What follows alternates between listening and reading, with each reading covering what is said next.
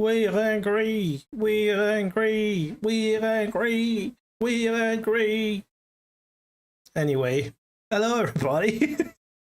You back here. You're angry too, right? Oh my god, what's happening?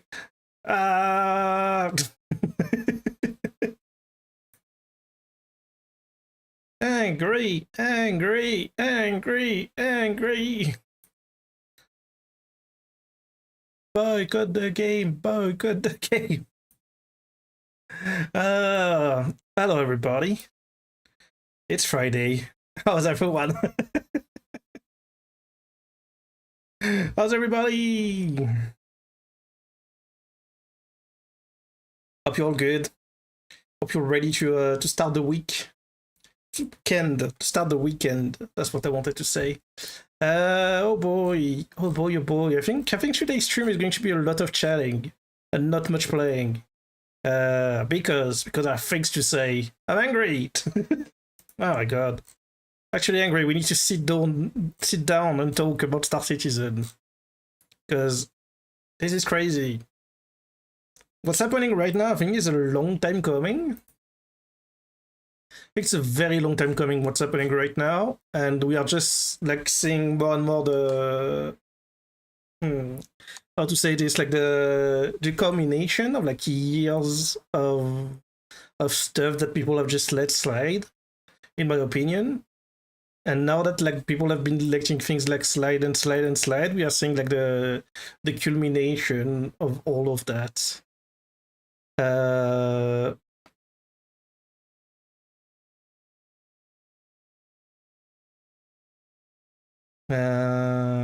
Yeah. Hang on, I need to if I do this right, yes. Sorry, I have like 15 tabs open in my browser because I need to have images for this. I need to have, you know, I need to have my data ready to go. Okay, should we start? Should we start talking? Should we start talking about the drama happening right now? I think we should. I think we should. We've been live for 15 minutes already. Okay, where do I start? So, let's start at the beginning. As I announced at the beginning of the week, there's been a new Star Citizen patch, which we were waiting for a while, to be honest. And it's a patch that released a bunch of things. It's a patch that happens yearly. It's a patch called the Invictus Launch Week, which happens again yearly. It's a yearly thing, so we knew the patch was coming. But we didn't quite expect what was going to get introduced in that patch. That's for sure. And my god, does it, you know, CAG, they really know how to deliver, that's for sure. Yeah, they certainly know how to deliver. I'll be honest, I will preface all of this by saying, like, first of all, a lot of it's going to be my own opinion. It's going to be very hard to back data or anything about what I'm going to say because CIG is obviously very secretive about everything. Well, not very secretive. I mean, they are very secretive. You probably saw, I don't know if you saw my post about yesterday, what I was saying, like, and essentially I find it so weird that CIG is selling all those, like, massive spaceships, like, where you need, like, crews of, like, 10 people to, supposedly a crew of 10 people to fly them. And they are just letting us use solo without any consequences. And saying, basically, I've been saying that, like, they should just hold those ships back until, like, we have some semblance of gameplay, of group gameplay. Because at the moment, we don't have group gameplay. Like, I will tell you, like, the most basic thing. Even sharing missions right now barely works. And they keep releasing, like, spaceships that get, like, 6, 8, 10, 12 people to fly. And, like, it's impossible right now to do them together. So if you do them with a crew, like, basically, like, it's impossible to get the rewards properly. And it's kind of crazy to me that, like, they keep, like, pushing those big spaceships out. But we all know why they're doing it, but we'll come back to that later. Let's jump to what really matters. Blammo! So, the Invictus Launch Week, the big event, where the Navy, the UE Navy, comes around and be like, yeah, look, we are defending the human empires with our fleets of spaceships and fighters and everything. It's an excuse to basically sell a lot of military ships every year. And so, you know, like they do like this whole show, like you can buy a shirt and everything and blah, blah, blah. But there was two big things this year. Number one is a new capital ship. A new capital ship that's we've seen around for many years now. It was first revealed 12 years ago, right? Pretty much as the game was announced. The Idris is a small frigate. It's a small frigate, or maybe closer to a destroyer, but like it's essentially like a military combat ship. That was revealed like many years ago now, and it's out to the surprise of a lot of people, mainly because it was announced back then that the ship would only come out when Squadron 42 was out. Now, actually pretty funny that I should mention that now. I have just a video right here by Mr. John Crew. What's the deal here? I thought we weren't going to release this until Squadron came out. As Squadron has developed and the Idris has been in the PU in various guises for quite some time now, it's been quite clear internally that the two versions are very different things now. And it's not going to be a spoiler for Squadron. Now, even after this ship releases, it's still going to evolve further. We've still got lots in the pipe that we want to bring to the ship for Squadron, and hopefully it will trickle through to you guys in the PU as and when we're ready to release. So, there you have it. Basically, they're saying that essentially it's going to be two different spaceships, the one that we get in the campaign and the one that's going to get put into the player's hand. And that we're essentially getting a non-finished version. We're getting a non-finished version in our hands right now. Which is the first thing that I want to mention. This ship right now is $1,800,000. It's $1,800. $1,800. That's $1,800. That's insane. Like 1800. Like, hello? That's how much this freaking thing costs. And they're selling an unfinished version that was not even supposed to be released until the game was out. And it's just the beginning of many things. So yeah, we're getting an unfinished spaceship for a ridiculous amount of money that doesn't include everything that you need to fly this ship, because they're also selling customization packs. They're selling 2 customization packs that cost $300 each. So on top of paying $1,800, you also need to trade essentially an additional $600 to fully customize your already bloody expensive virtual spaceship that's not even finished. But we should get used to it, right? Like it's Star Citizen, like they always release things that are unfinished and everything. Now we might think like, why is that happening? Why is they releasing this now of all the timing?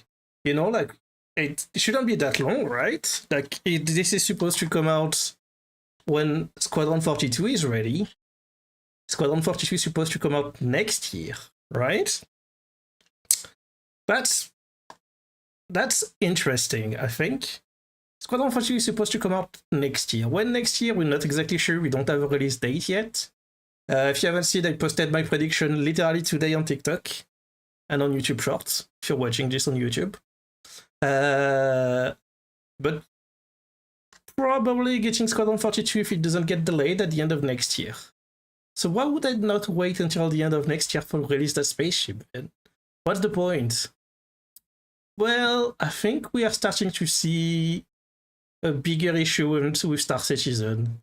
Something that's like it's going to be hard to acknowledge, probably, considering that the game, the funding of the game right now is at $800 million.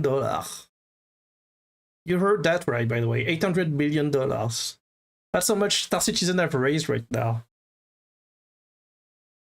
But I think the truth is, CIG might be running out of money right now. If we look at it's very lucky we have the amount of fund raised since the project started. So, you know, back in the days, all the way back then. And, you know, they've been growing steady. They've been growing steady until the fateful 2023. As the problem, you can kind of see, like, there was a big jump in 2020 with the, obviously, when 3.0 came out. Was a big jump in funding because people were like, oh my god, like 3.0, we're getting closer to release and everything. So yeah, there was a big jump in 2020, beginning of COVID and everything, like, you know. Things were speeding up. This is also, I think it's also around that time that the spending of CIG also started to skyrocket. And here's the thing, you can pretty much just trace a line into like the earnings of CIG over those years. Basically, like, the financing has gone stale. For the past 3 years, the financing at CIG has gone completely stale. The problem is, like, the cost of the spendings of the company have grown exponentially. You might have heard this already. They already let go of a lot of people. They closed the US office. Sorry, I'll tap for a second. They closed the US office, they fired a whole bunch of people.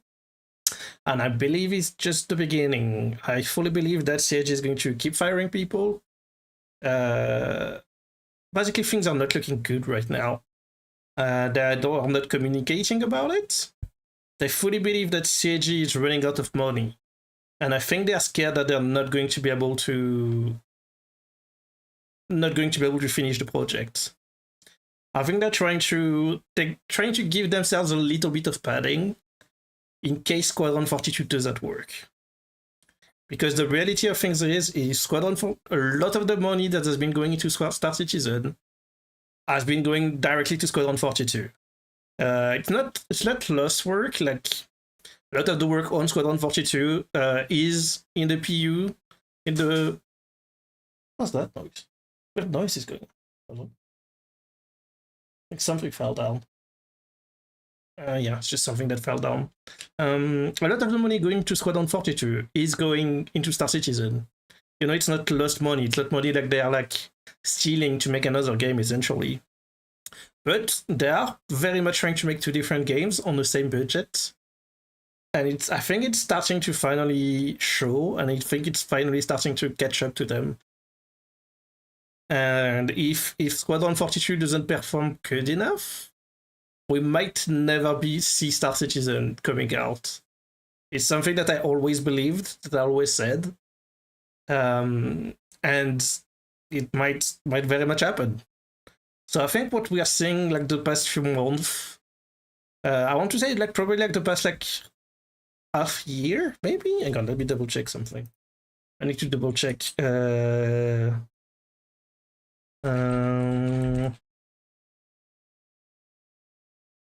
When was this?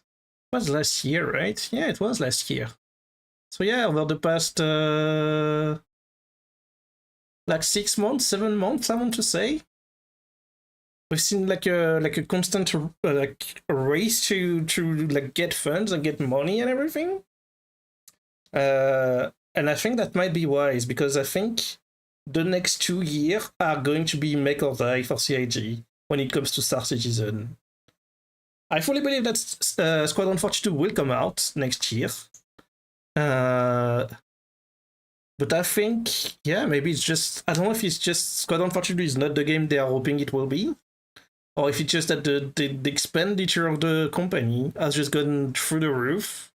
I mean, we know that they got like a crazy, insane new office. That's probably costed like millions and millions of dollars.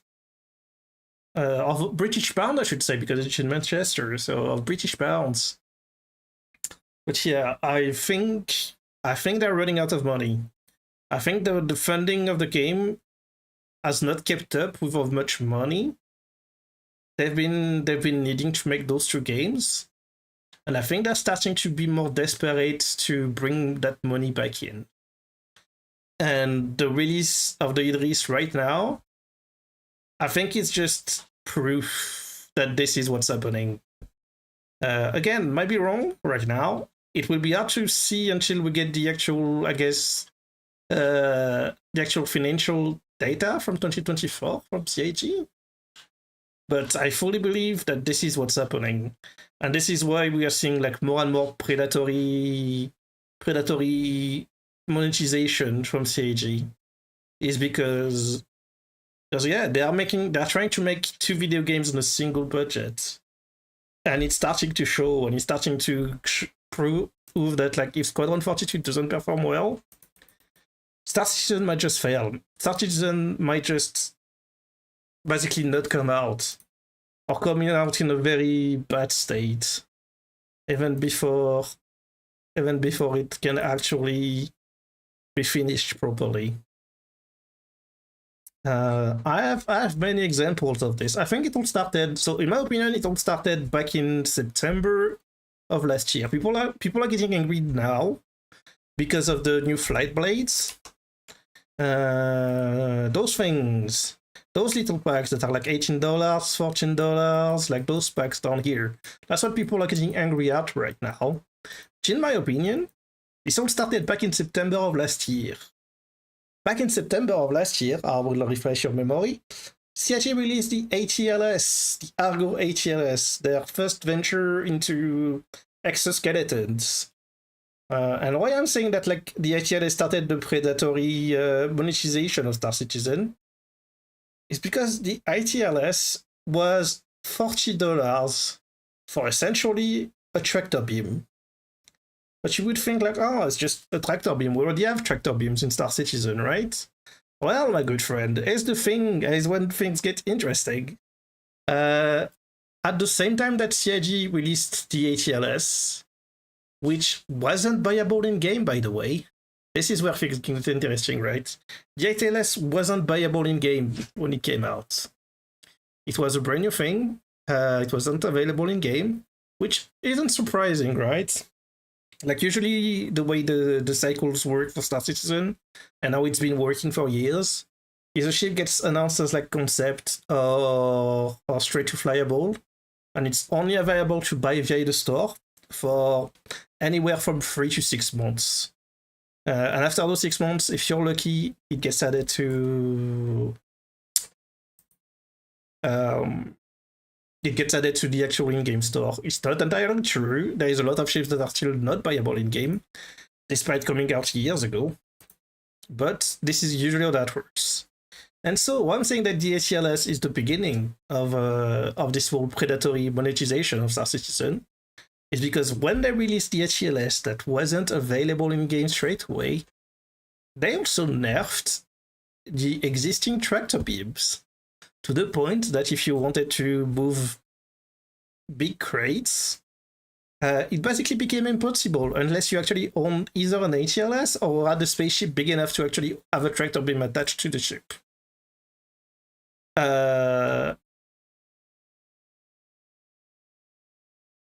And like to me, this is a turning point, because not only are they selling, you know, like just an exoskeleton, just literally, I mean, if you don't know what the ATLS looks like, just to remind you, for those of you who might not be familiar with Star Citizen, this is what the ATLS looks like. It's literally an exoskeleton with a tractor beam. This is the tractor beam right here. This thing was sold $40. Wait, where's the price on this? This thing was sold $40. For a tractor beam that was unnecessary until CIG actually went ahead and nerfed the other tractor beams inside the game, okay? And it wasn't available for a month until it was actually buyable in game. And to me, this was the beginning. Although to be fair, it's always been like this in Star Citizen, because when mining came out, if you didn't buy the mining ship, you were at a disadvantage because you couldn't mine, because there was no option to mine. When the Vulture came out, same thing, impossible to do salvage. unless you actually bought the spaceship.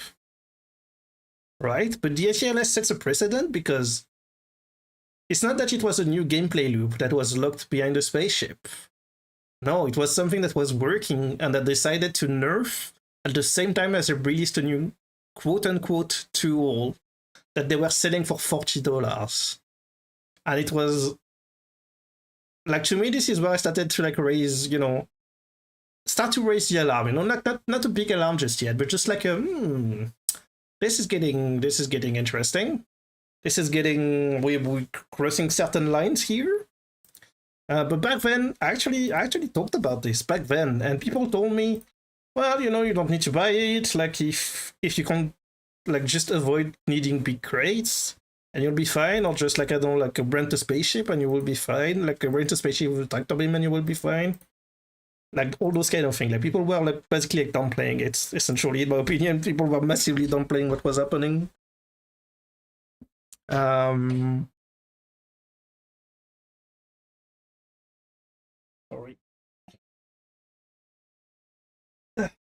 Stretching. Yeah, for me, that's when that started. Jump a few months, with the release of 4.0. There was a whole drama happening back then. I don't know if you remember. They had to cancel the free fly. They had to cancel the free fly event because 4.0 came out completely broken. But that's beside the point. I mean, that was the first massive outroar of the year. The community got so angry that they had to cancel the free fly. Which, actually, it's kind of relevant because I did mention at some point that like what's happening right now is essentially like the second massive uproar of the community this year. Like, it's not something that's like, like it's not like it's happened like every year or something. That's the second time this year. We are in the middle of May. By the middle of May, and that's the second time that the entire Star Citizen community is absolutely exploding. Anyway, so yeah, they canceled the free fly. Moving on. Next thing that really angered the players, and to me, again, very weird precedent that the CIG is setting. They introduced item recovery tier 0. So item recovery, until now, when you died in Star Citizen, all your items dropped on your body. So if you died from a bug, or if you died in PvP, or if you died like no matter what, all your items will drop on the floor. I don't think that was ever the intended final way that this was going to work. But they decided to introduce a tier 0 of the item recovery, which is there is no recovery, you just keep all your items. Again, a big uproar from the community, but not as loud as the free fly and everything, but like people were still pretty mad. Where I was mad is that at the same time that they introduced this, they introduced a new mechanic, or rather a new item in the store. They are now selling starter kits. Right? And what are those starter kits? Essentially, they are bundles that they're selling to allow you to kickstart your way into the game. And I'm not saying like spaceship or anything, no. You get a full set of armor, a full set of weapons, mining equipment, like everything you need to start the game. It's essentially like a quick start bundle that they decided to start selling at the same time that they're introducing item recovery. And that they specifically say in the item recovery that item bought with real money you will always get able to get back no matter what. And so again, like this is like, okay, so you're selling shit at the same time that you're like changing a mechanic that was already in the game. Interesting. Very, very interesting. Move a bit further, and then we had the Hathor patch with the new mining station. Move again. Lo and behold, what do they announce? A new mining exoskeleton, and lo and behold, pretty much the only way to go mining during this new mining mission is to own one of those. Oh, interesting. So the only way to do the event that just came out, like basically they are just constantly playing on FOMO. If you want to do the new event that just came out, your only option is to spend the money. Like, unless you spend the money, you are not able to mine during the event. Because again, the exoskeleton is not available in the game, and to this day is still not available in the game. And so again, like, you see the pattern, right? Like, you see the pattern of like, we're introducing a thing that you can only get on the store, and then if you don't buy it on the store, bam, you're locked off something out of the game.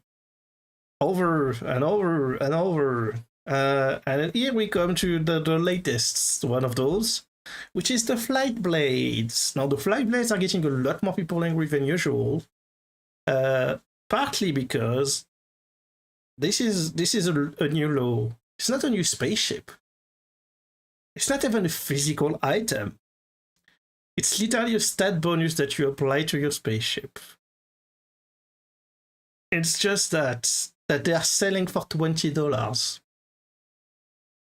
And this is where the community is really obviously.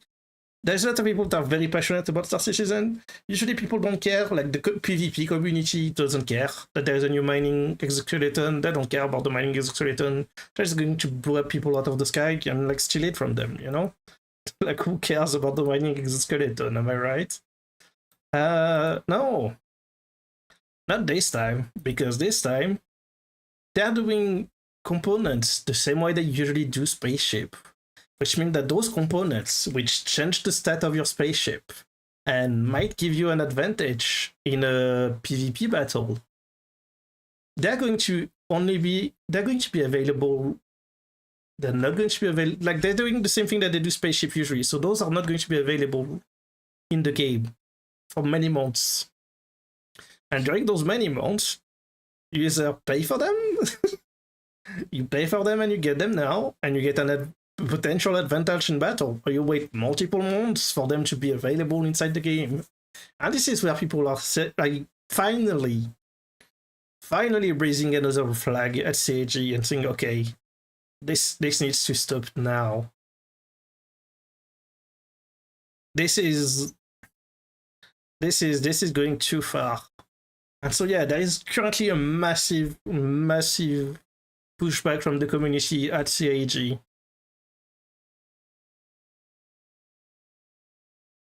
Because this is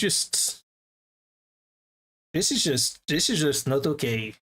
But as I said, like, to me, it's just the culmination of everything that CAG has been doing that's not okay, and that people have been just downplaying. This is just like, again, like, this is just going too far, and I think it's CAG's right now is like testing their boundaries. They're testing to see how they can keep bringing in a lot of money without entirely alienating the entire community. And yeah, it's not working well for them. That's for sure. As I said, like, the main reason that the race is coming out, the main reason that this is going on, I fully believe is because CAG is running out of money. Like, I think this is what's happening. Not so much like they're going to like go bankrupt next week, but I do believe that basically they're trying to get enough padding in case Squadron 42 completely fails. Like, basically they're bracing themselves for the failure of Squadron 42, in my opinion. And this is why they are essentially begging for so much money at the moment, and try to like sell all those things and to play a lot on FOMO and everything. It's because I fully believe that they are padding themselves and they are bracing themselves for the failure of Squadron 42. I don't know if it's because like the game is not ambitious. I don't know if they're scared that the game is going to be too niche to sell well. Like, I don't know if they like run like predictions and like turns out that people don't like the game. Or if it's the opposite, like they've already run like, okay, how many of the backers already own Squadron 42? How many units can we sell in like the current player base? And they probably ran the numbers and realized that like they don't have enough money to finish Star Citizen. If Squadron 42 fails, they don't have enough money to finish Star Citizen. And so I think they're getting like more and more aggressive because they need to. Problem is, it's not how that works. The community is not going to give you more money because you get more aggressive about it. It's quite the opposite. I think it's going to have the opposite effect on the community. Sure, there might be like some whales that are going to just buy everything. Like this stupid ass thing. That's literally just a gun. It's a gun. It's a gun for a tank. At the moment, first of all, at the moment, there is no reason for you to own a tank in Star Citizen. Tanks are absolutely useless. But they're still selling you a weapon for $20. Why not? Right? And it just goes on and on and on, you know? Like, they're just selling, like, bomb racks. This is literally... You're paying $25 just for this, by the way. This is it. And they don't come with bombs. You need to buy the bombs separately. You can buy them in game, so at least there's that. But yeah, they're just selling it to little things that you can put bombs on. And it goes on and on and on. And then you can buy them in packs of 6. Wow, what a deal. Only $66. It's just insane. It's just absolutely insane what's happening right now. And you know, at least like the community is trying to laugh it off. I mean, like, there's people making like all kind of funny things on Reddit. Like, this guy made literally like a Star Citizen loot box, which I find, first of all, it's very well made. With the Star Citizen, the terrible Star Citizen, and like, oh yeah, if you open your loot boxes, you might get pieces of any traits. Or maybe you just get a t-shirt. Who knows? That made me laugh a lot. But then, like, you know, like, the community is really pushing back at this, because, like, what's next? Like, are they going to, like, sell NPCs for real money? Is it what's happening? Are we going to sell food for real money? In-game food for real money? In-game seeds for real money? Like, how far is CIG willing to push this? I also wanted to pull this post up. So this person is saying, this is pretty unfortunate to see as a long-time supporter. It looks poorly thought from both out of gameplay and of customer relation perspective, and really a cash grab. Blades shouldn't be variant specific in the first place. Imagine variant specific lasers or machine guns or any other components. It's just an inventory clog and needless headache. The only reason that seems to make sense to have such a division is to create a money sink, apparently only for real money. Furthermore, releasing such widely applicable and at the same time somewhat small content only for paid release is just wow. Sure, a warship is a bit more special, and the contributors deserve their time in the sun before anyone can run around with it thanks to the creds, but blades are not that. They are akin to a component or a weapon, but in their current stage, that can only be used to a character with the correct degree of checkbones on a color. They're like an overly monetized microtransaction, as are most of the add-on kits items on the store. Please consider the thought process, structure, or leadership responsible.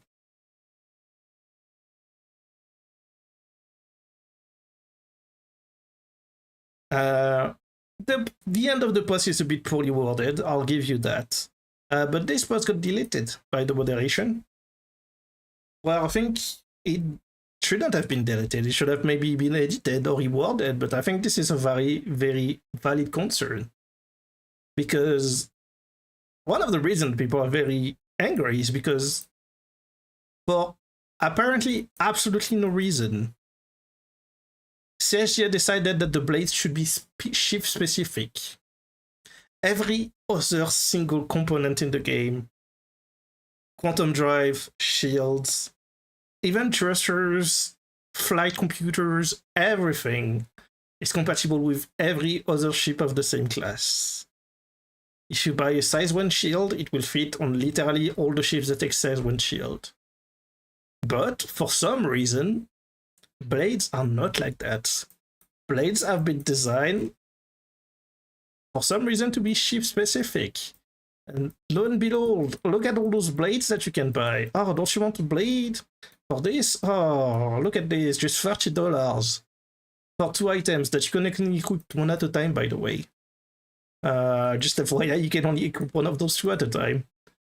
$30 to get a thing that only works with that spaceship.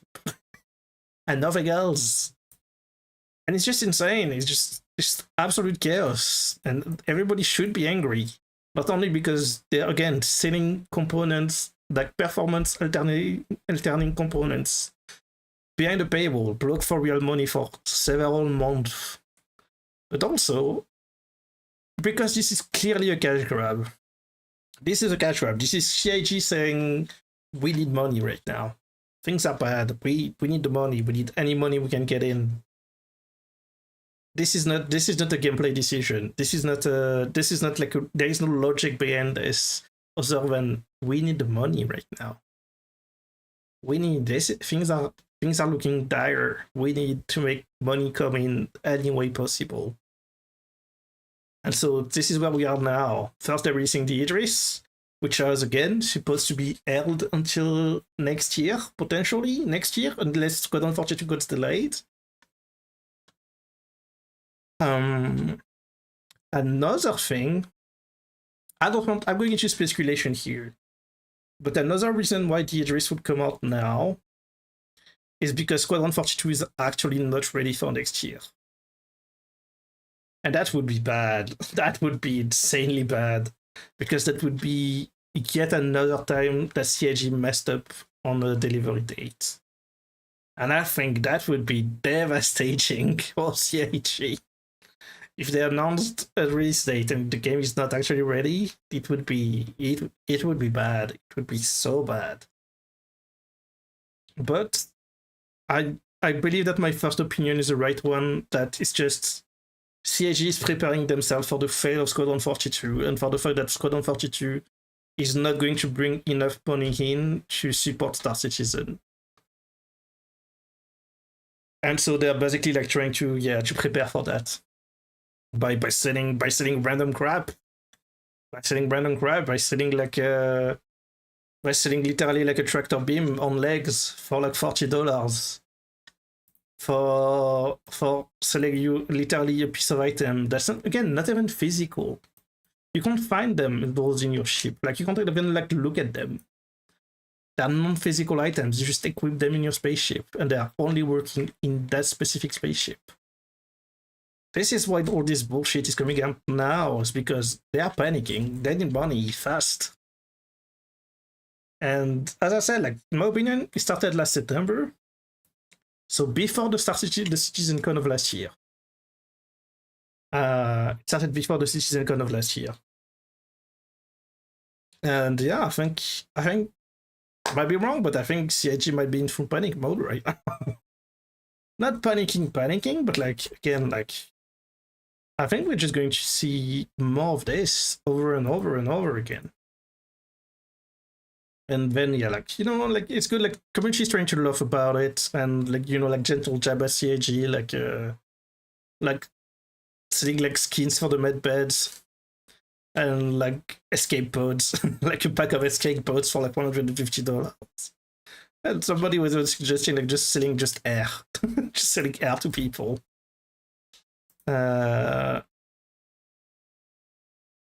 Or this guy that said like, oh yeah, like imagine like this is just the beginning. They're just going to ask you if you want to enter your credit card while you are playing the game. But yeah, I mean there was some posts like this one, for example. That's just again like gently jabbing at people who buy the Javelin or the Idris for like thousands of dollars. And then we have us on the other side who are saying like, oh my god, Star Citizen is becoming pay to win. I mean, I always said, like, that's something that I always said is like, how is CIG going to manage when on day one of 1.0 there is 15 orgs all getting their javelins out? 15 or 20 orgs just pulling the javelin out on day one. Not one javelin, no. They're going to release like 10 javelins in multiple star system on day one. How are they going to manage that? Because this is going to happen. This is not selling capital ships, is not selling military capital ships. It's not financing the game. It's just selling a dream to people that they might actually never be able to use. Because this comes back to what I was saying earlier, that they're selling spaceships that don't have any goal yet, and they're not in their final stage. Even the Idris right now, that literally just said in the video that the Idris that we get in the game right now is not actually the same version of the one we're getting in the solo campaign. And yeah, this is what they're doing. They're selling stuff that people might never be able to use. That is going to be 100% people who bought the Javelin. and have maybe a group of 3 friends, and it will be impossible for those 3 people to fly a javelin. Even with the NPCs, even with the computer blade and everything, there will always be at a disadvantage, and the running cost of the javelin will be just too much for just 3 people. And they will be angry, and they will go on the forums, and they will cry, and CIG will be like, we're sorry, you bought it before we decided what to do with it. It's too late now. This is something that's going to happen, I believe, over and over and over until when way after 1.0 will be out. Because that's essentially like saying like I was saying earlier, like selling those like those FPS starter packs that gives you like an armor and a weapon to start the game with. This is the same thing, like you're buying like basically like massive spaceship to like get started, like basically skipping the queue on day 1, essentially. Like some people like some try to like have like criticism about the world system, like should not be space specific, like we should have like level and rarity and everything, like it makes sense. It makes sense, but there we go, like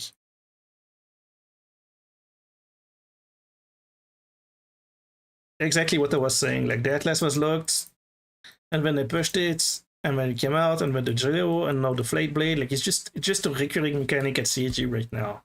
Of like releasing something that's necessary for something that's already in the game, but suddenly they tweak it, and it doesn't work until you spend the money on it.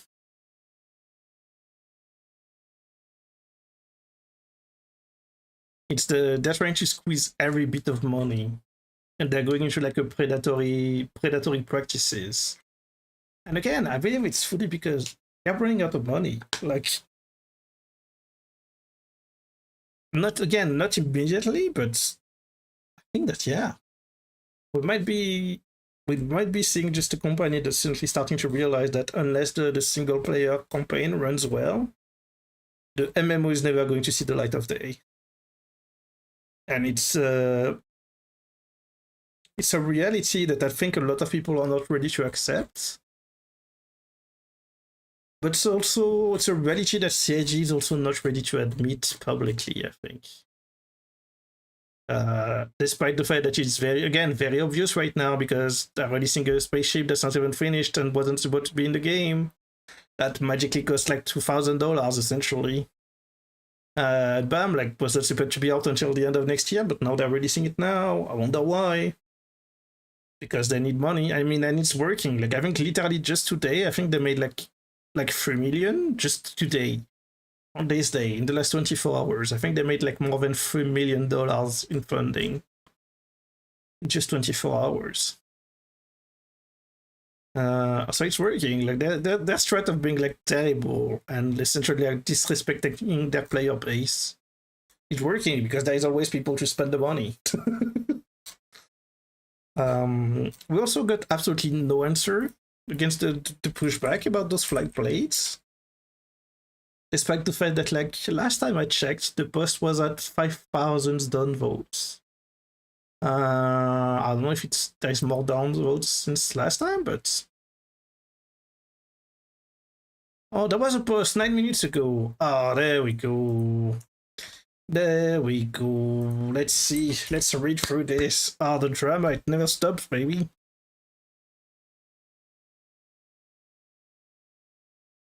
Dear Xylo CIG. By the way, before I continue, no hate on any of the devs or anything.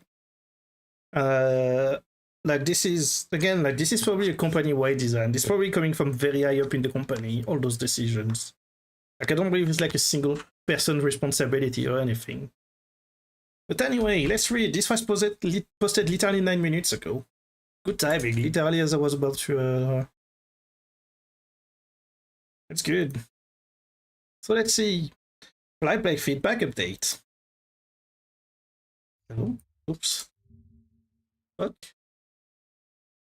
Why is this lagging? Oh, there we go. Flight Blade feedback update. Throughout Star Citizen Evolution, one fundamental principle that remained paramount. Everything you pledge for to support our development will eventually be attainable through gameplay. Your contributions will push things forward, but your time in the verse should be equally rewarded.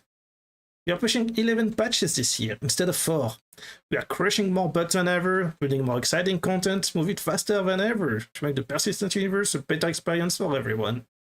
And in moving that fast, we missed a step. To be clear, the new flight blades will be obtainable for Alpha UC in our next patch this June. We followed our usual approach by offering early access on the Play Store to help support development. After some reflection, we decided that for smaller components like flyblades or bomb racks, they should be available in-game at the same time they appear in the store. Oh God, the whole page is lagging, I don't know why. It's because so many people are posting right now. Where was I? Appear on the store. The choice has and should always be yours. If you want to support the project early, you can, but it's not required. If you want a game package, you'll be able to pick this up in the game currency in our next monthly patch. For future gameplay kit introduction, we ensure those items are obtainable in game on day 1. Thanks to everyone who's waiting in, especially those who brought the hits constructively. The game has always been shaped by the community. Star Citizen wouldn't exist without your patience and support. All your scrutiny and feedback. We hear you and we take it all to heart. Yeah, this is definitely not bugging out. Hello? Oh my god. No wonder the patch is lagging out. I think the entire thing is reaching the dust right now. Yeah.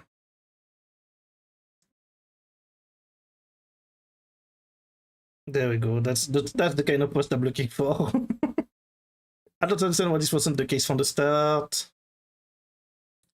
Every time there is a drama about a sale, the ATLS, which I mentioned earlier, it's need your intervention to calm the backers. Yeah, this is an ongoing issue. I mean, there's no going around about it. This is an ongoing issue that's getting worse. Like, people are saying, like, oh, it's always big like that, blah, blah. I don't believe it's always been like that.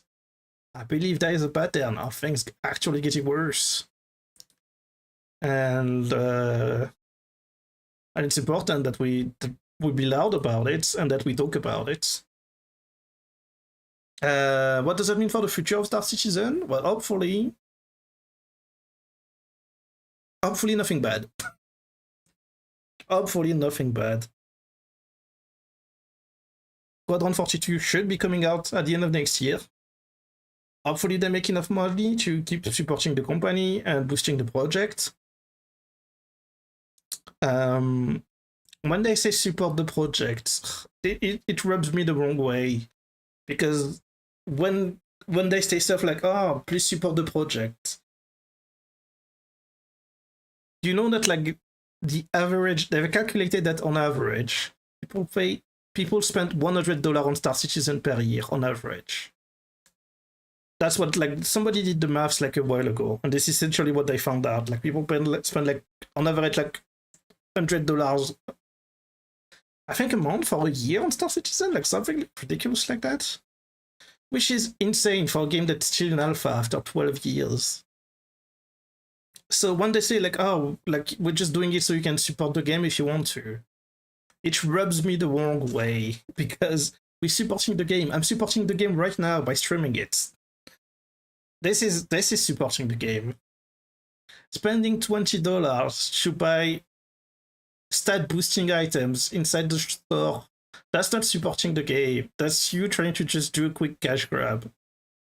It feels like so disgenuine to hear this kind of things. It's insane. It's I don't know what to say. Like, kind of want to reply on the post, actually, even though the entire page is crashing out right now because there's too many people on it. I wish I could reply. The page is dying. Like, I keep refreshing the page. Like, every time I refresh the page, I think it's like fully frozen. I think Spectrum is literally getting the dust right now. Oh. Anyway, this has been Captain Nyaron, and this was my report on Star Citizen news.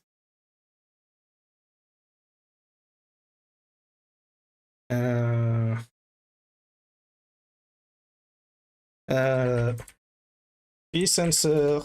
What do I want to write? This sensor so.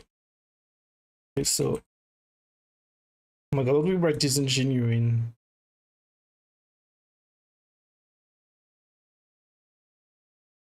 How do you write that? I don't know. But I'm typing and the whole website is lagging. Help. The entire thing is exploding. Hello? Who's here? Devil! Devil, how are you? Hope you're well. What were you up to? You were playing World with Gina and Arya? It's Friday, right? Hello, everybody. Thank you for sending your people over. I remembered. Hello, everybody. World is finished. Ooh, congratulations. Hope it went well. Hope the ending was fun. I have news. You have news? Let me hear it. We are doing a news show today anyway. I'm stealing Jim Mulkey's job, or Jim Spegley's job, I should say. I'm reporting on the news today.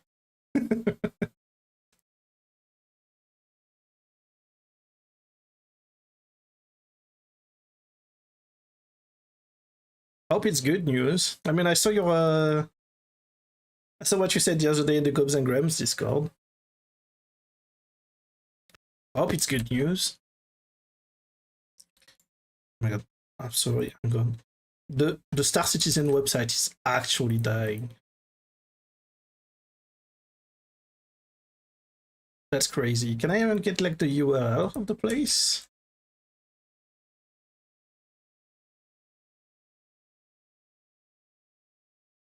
Can I take a screenshot? Yes, I can take a screenshot.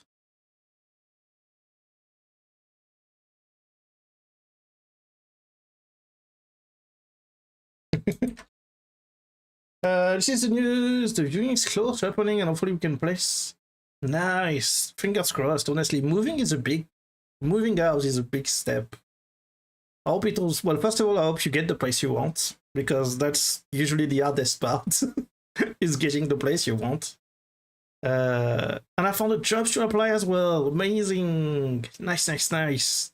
Yeah, usually like finding the place is the hardest part. Moving in, you just box everything and then follow the boxes out once you get there. That's not the worst part. So maybe I get a job for the first time as well. Ooh. I bet that's a bit scary, but I bet you're very excited too.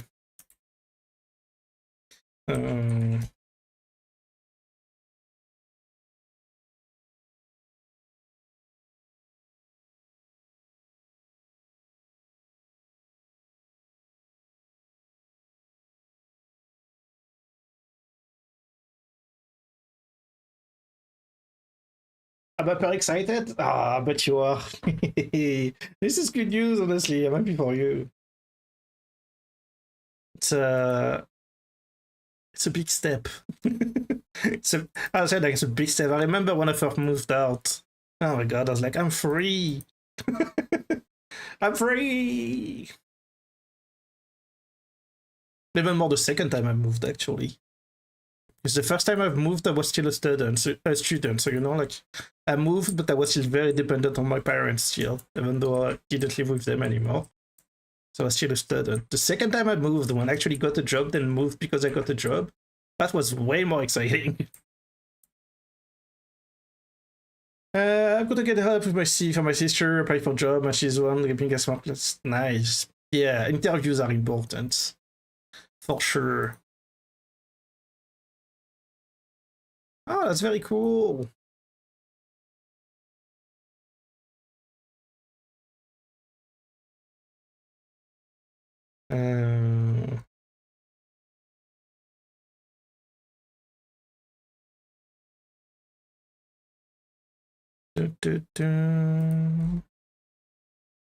Tell you what, the page is not slowing down at all. I was trying to reply on the post and it's just breaking out completely. The page keeps freezing, it's crazy.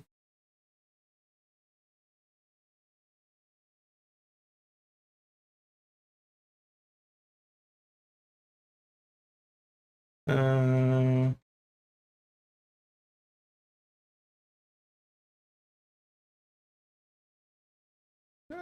my god, what did I do?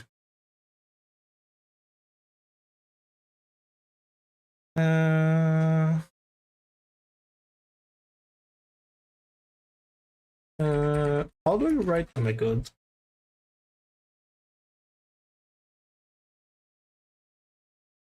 How do you say?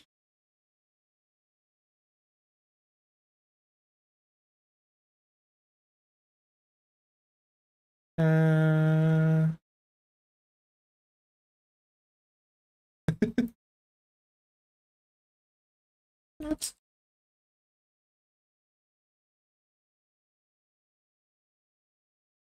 That's not how to write that. uh,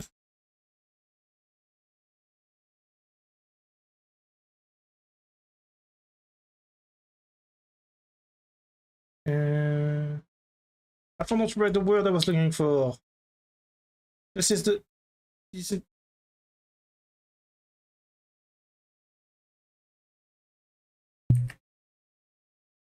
Oh my god. Again, the entire website is just dying. I'm trying to type my answer and the page keeps freezing. This is... Oh, poor CAG. Poor CAG. I mean, they deserve it, but... Oh boy, oh boy, I'm just trying to type my reply on the post and it's not working.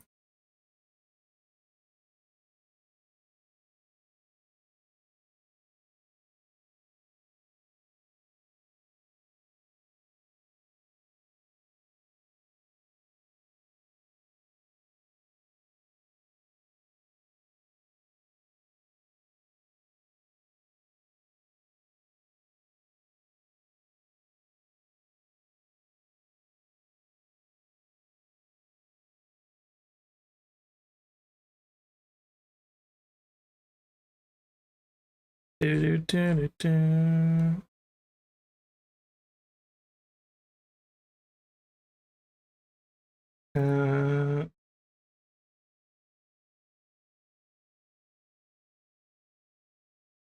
we go. Forgot to put the hashtag. You know what? I'm trying to write my answer right now on this because I want to talk about this.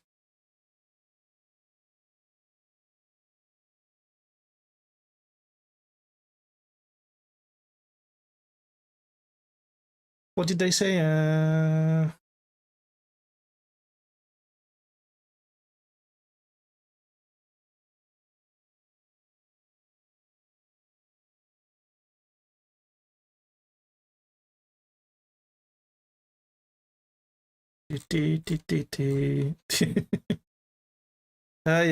Gotta go rest now. My work too long. I have a train to catch in the morning. Ooh, good luck. Oh god, trains. Good luck with that one, Devil. And thank you for raiding over. That's so nice of you. Thank you so much.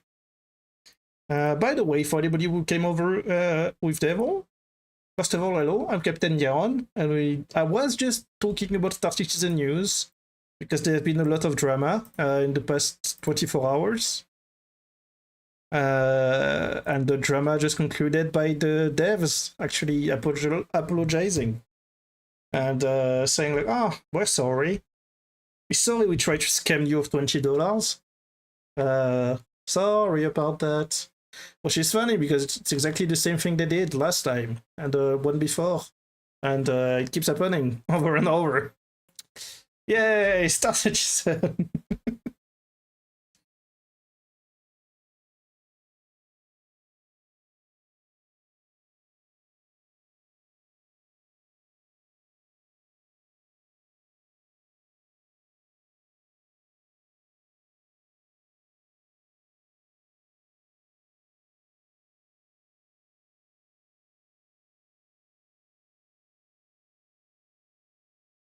And so I'm trying to write an answer because I don't want to just let it slide, but although I'm going to be honest, I'm probably going to post my answer and it's probably going to get deleted by the moderators straight away because the moderators of the devs are pretty aggressive. Also, the entire page is just lagging out and I can't even scroll down the messages.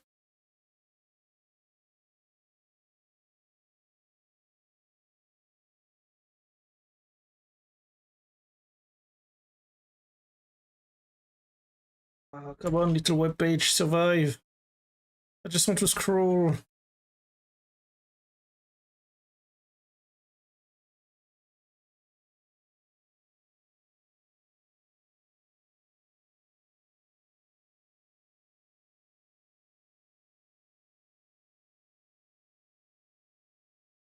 Uh,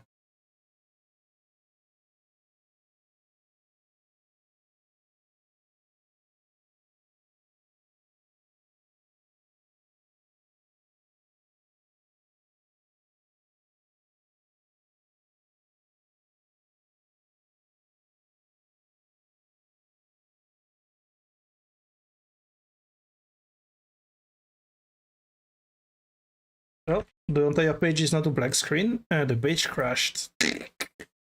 That's so funny. That's so funny. Uh...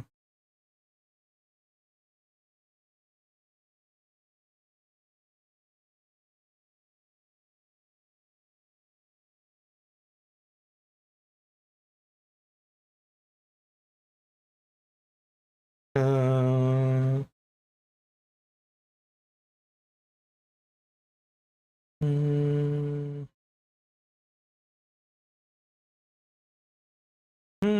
oh my god, it's absolutely too weird what I want to reply. I tried to like write this on the spot without sounding too harsh because again, the moderators are pretty angry. Uh,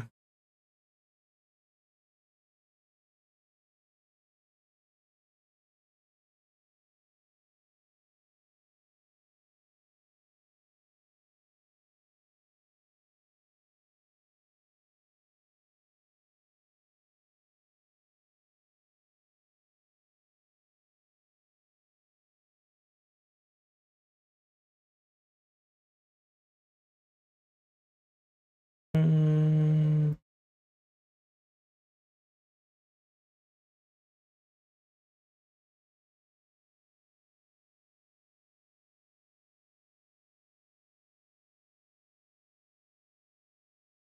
mm,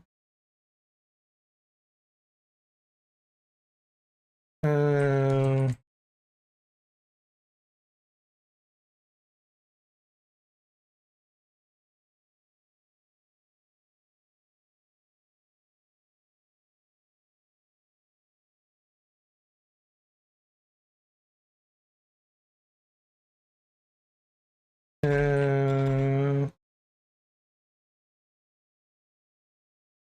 uh, September, October, November, December. Uh,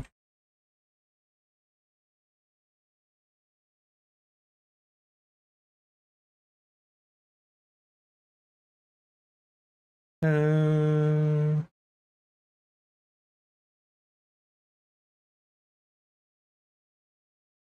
uh,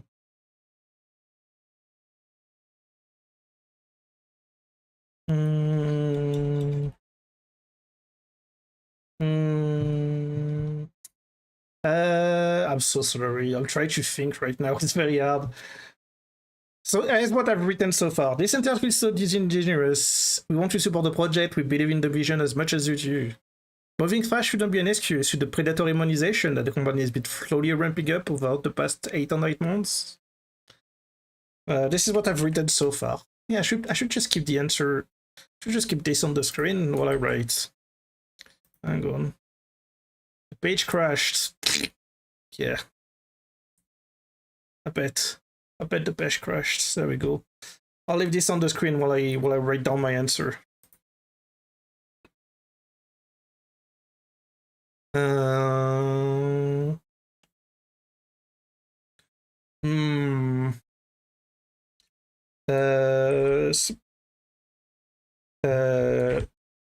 Supporting the project by pledging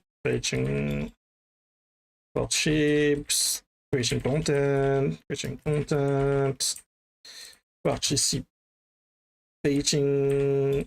in contests is one thing.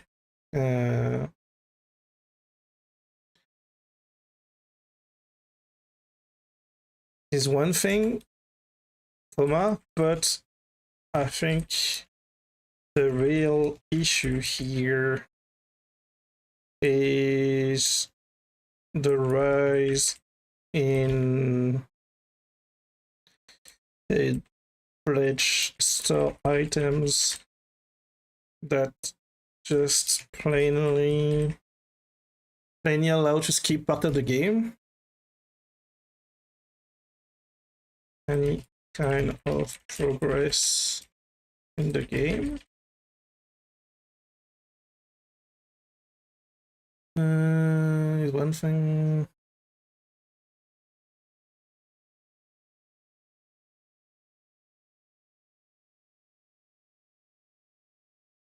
Hmm.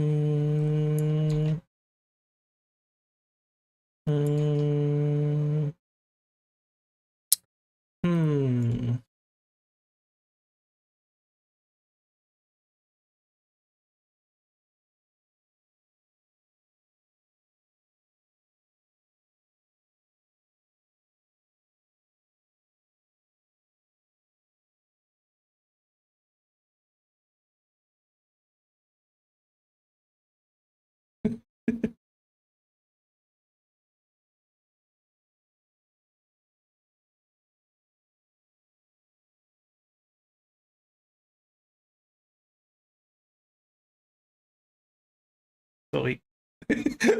I'm writing a message to this at the same time as I just replied to a friend on the other tab. Oh my god, Captain Distractor strikes again.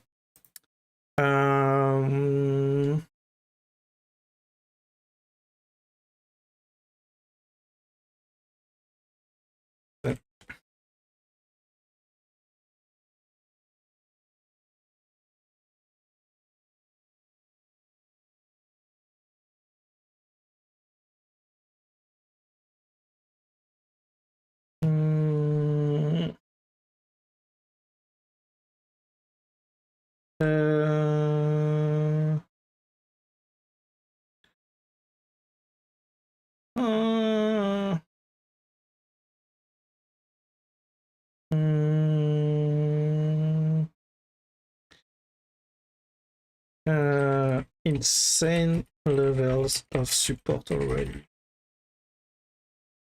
You're taking into account the monetary support.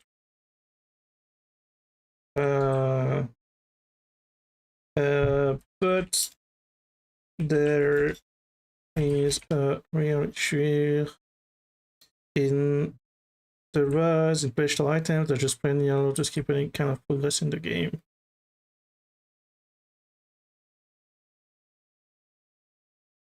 Components,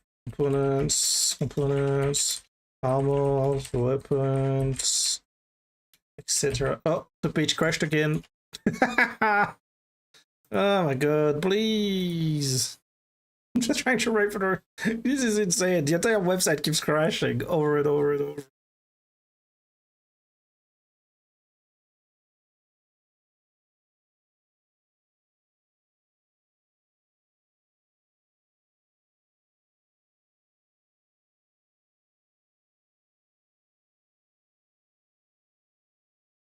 Uh...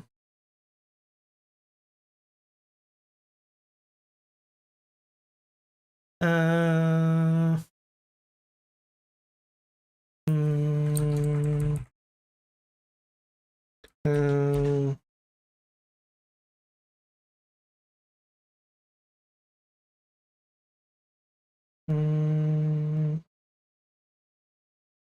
Sitcom, Bar Citizens.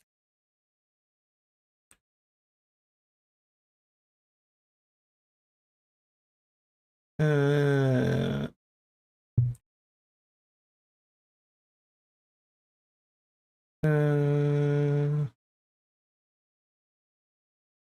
my god, I can't. Components, armors, weapons, all things that should be. So many things that I believe should be gained exclusively by playing the game. Okay, so as my answer to this whole message so far. This itself is so disingenuous, we live in the vision as much as you do. Moving fast shouldn't be an excuse to the predatory monetization that the company has been slowly ramping up over the past 8 or 9 months. Supporting the project by creating content, participating in contests, attending CitizenCon, bar citizens, etc. CitizenCon, bar citizens, etc. Etc. The community is showing insane levels of support already without taking into account the monetary aspects. There is a real issue here in the rise of pledged store items that just plainly allow to skip any kind of progress in the game. Components, armors, weapons, so many things that really should be gained exclusively by playing the game.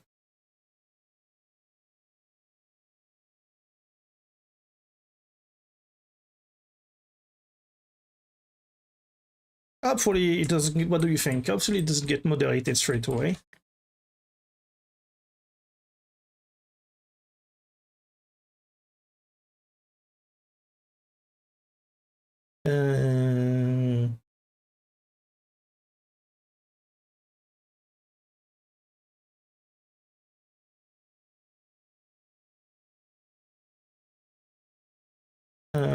Not the community. This community is showing insane level of support already without taking into account the monetary aspect. There is a real issue here in the rise in purchase items. Okay.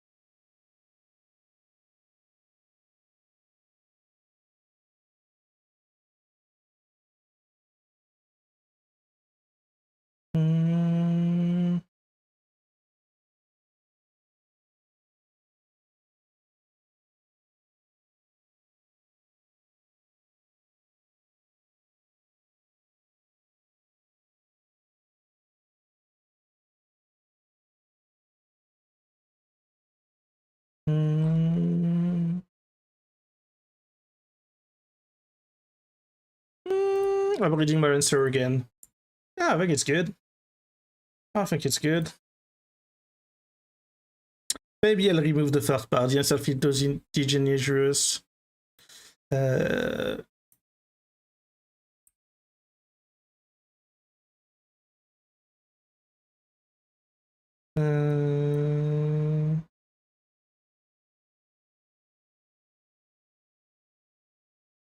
much as you do, moving fast.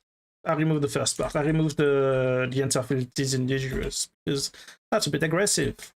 So again, we believe in the vision as much as you do. Moving fast shouldn't be an excuse to the predatory monetization that the company has been slowly ramping up for the past 8 or 9 months. Supporting the project by creating content, participating in contests, attending CitizenCon, bar citizen, etc. This community is showing an insane level of support already, but taking into account the monetary aspects. There's a real issue here in the rise in pledged store items that just plainly allow to skip any kind of progress in the game. Components, armors, weapons, so anything that I believe should be gained exclusively by playing the game. Reply, post.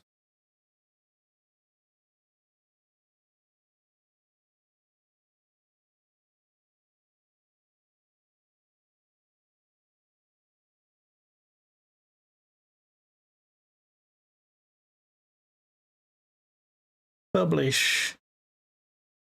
Can I see my answer? Where's my answer? Oh god, where is my answer? Oh god. Where is my reply? No, I want to get my reply. Where is it? What's my reply? Sort by new. Oh god, is it going to break the website? No, it didn't. Okay. Just because I can want to screenshot my reply.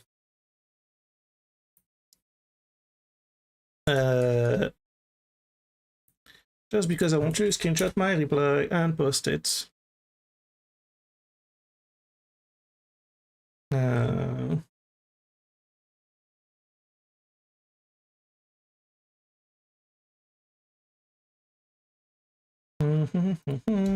My reply.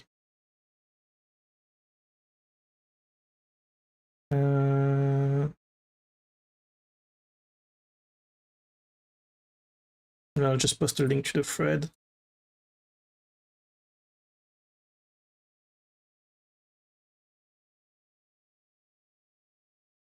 You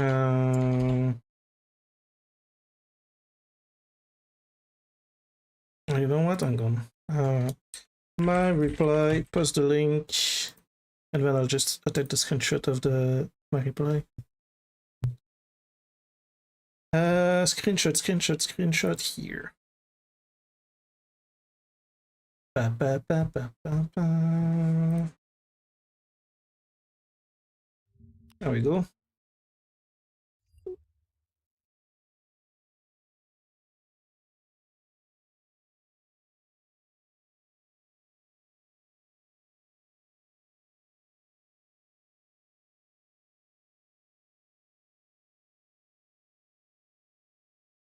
There is a Rilushi and the Rising Place item that just plain yellow to skip any kind of progress in the game. Components, armors, weapons, so many things that ability should be gained exclusively by playing the game.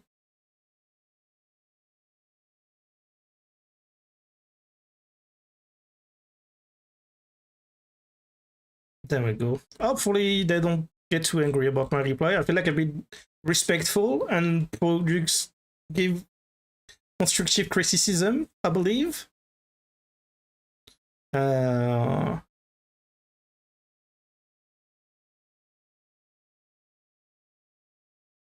believe. Hopefully they don't get pissed off at me. There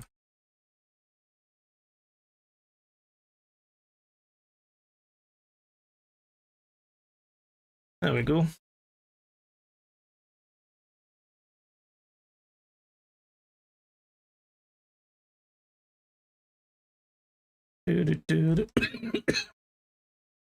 What do you think?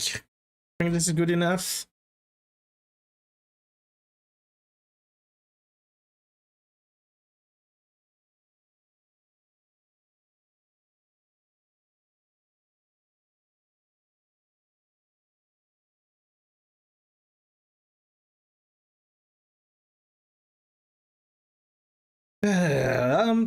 This follow. I think another content creator that I follow on Twitter, like put it like very, very well. Is that it's crazy that we have to constantly 12 years into the game that we have to constantly check after the devs to make sure that they don't mess up and that don't like mess up the game and everything. And like their excuse is, we're sorry, we are moving very fast and we didn't think about it. And it's like, what do you mean you're moving fast and you didn't think about it? Like the game has been in development for 12 years. Like surely like we shouldn't have, after 12 years, we shouldn't have to constantly check after you to make sure that like you're not like just making like stupid mistakes before the game is even out. Like that's crazy.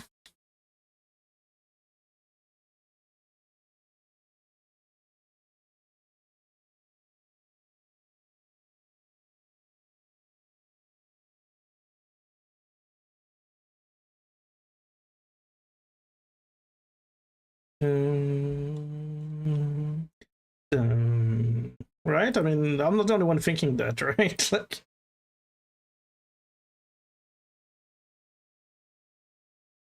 I mean, like this seems like a pretty reasonable response to the devs' response, I think. just to reassure the, oh god, I've done that. Let's scroll back up. Was that to scroll back to the top?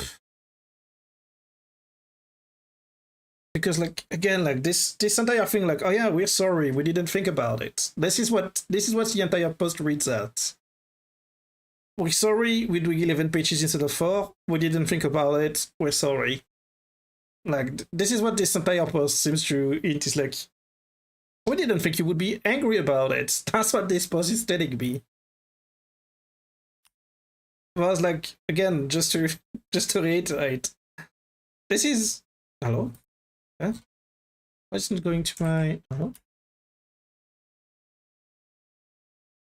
Hello? There we go. Well, I was like, this is what I mean, is like,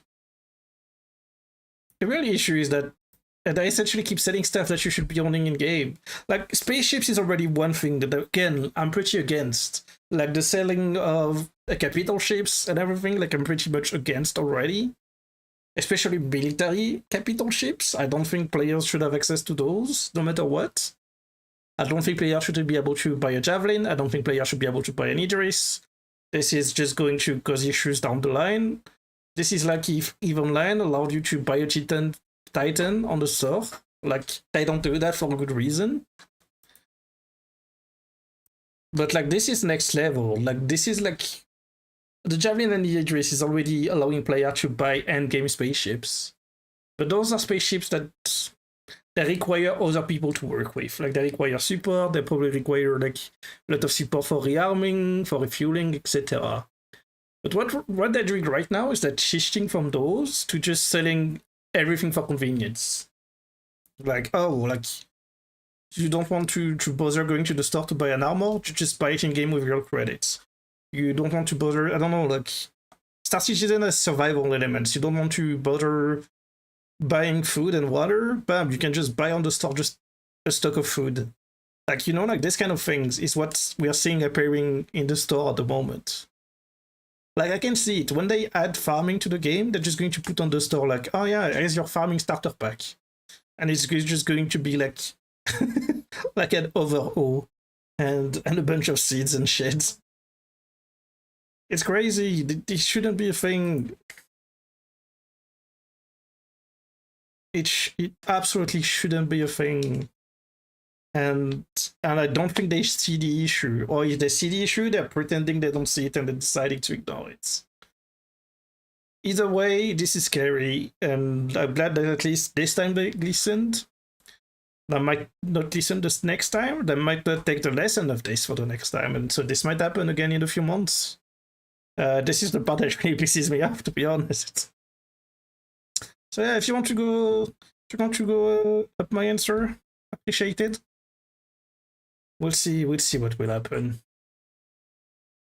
Honestly, yeah. It's... I don't know, man. I feel like that you should do more than just say sorry.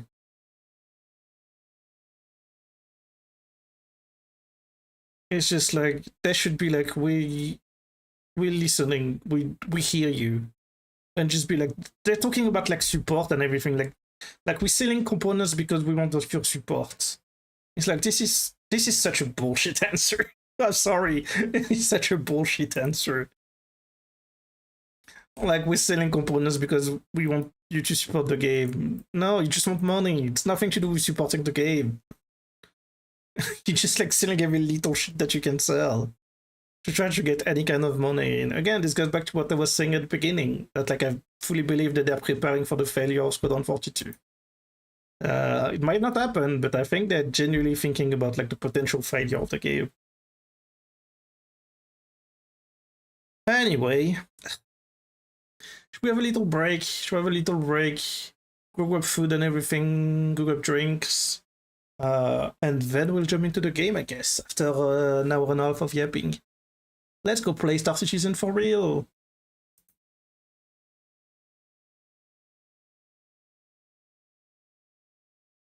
Boop. Boop.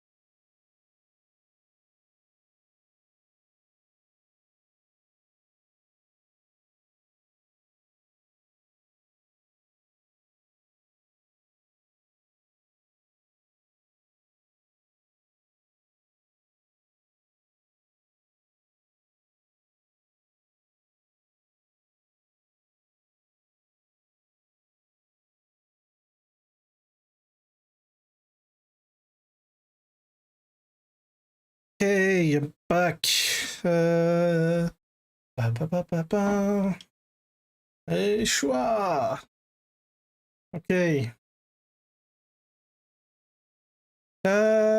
Oof. Yeah.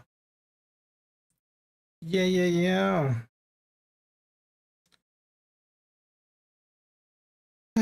Anyway, should we go play? I haven't even talked about the good things in the patch. Just been so angry about CIG's like overall management of the situation that I haven't even said anything about the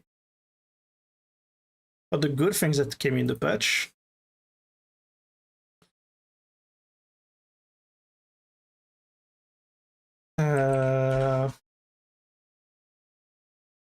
The good things, there is a lot of new missions. I mean, obviously the Expo Center, but there's also a lot of new missions. Oh, really cool. Can I? Go. Da, da, da.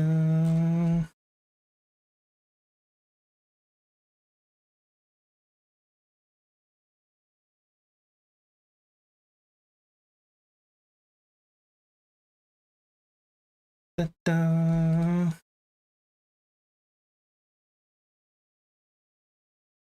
Can I? Hang on.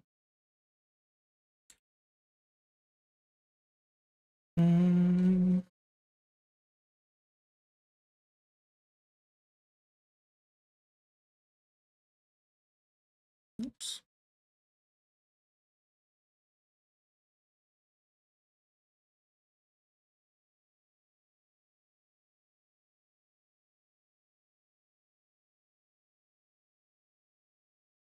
Oops.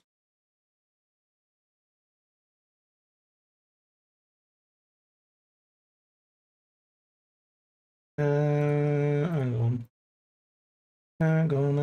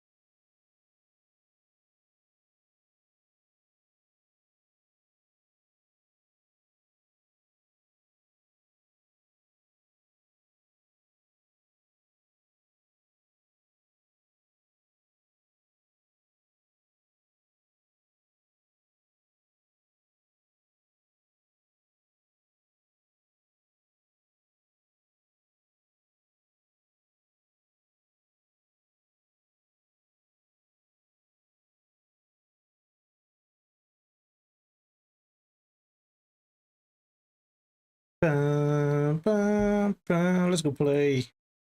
Let's go play. My game should be updated. We'll see in a second. Oh yeah, I have the thing now, right?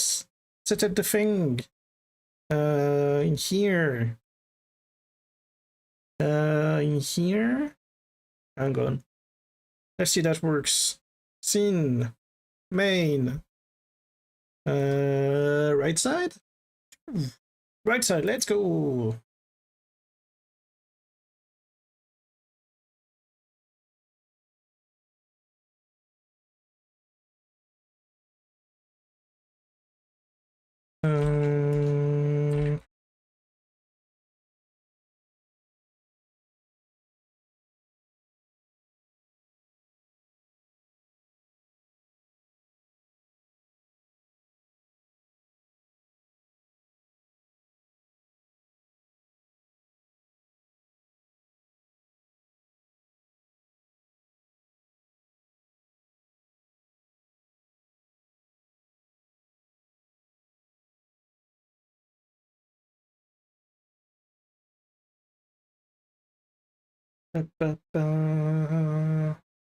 Okay, I can close this now. Oh, hang on, I forgot to do this. I should have done that while I was on break.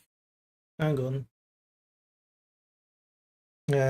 Don't mind me. Forgot to restart my thingamajig. the tracking plugin. Well, not the tracking plugin, the Twitch Reactive plugin. This thing. You know this thing, right? Thing that allows you to throw stuff at my face that you guys literally never use. Did you know that I have channel points that you can use? One of them is this.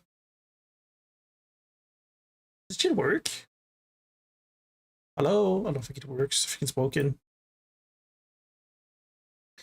Does this thing even still work? Hello?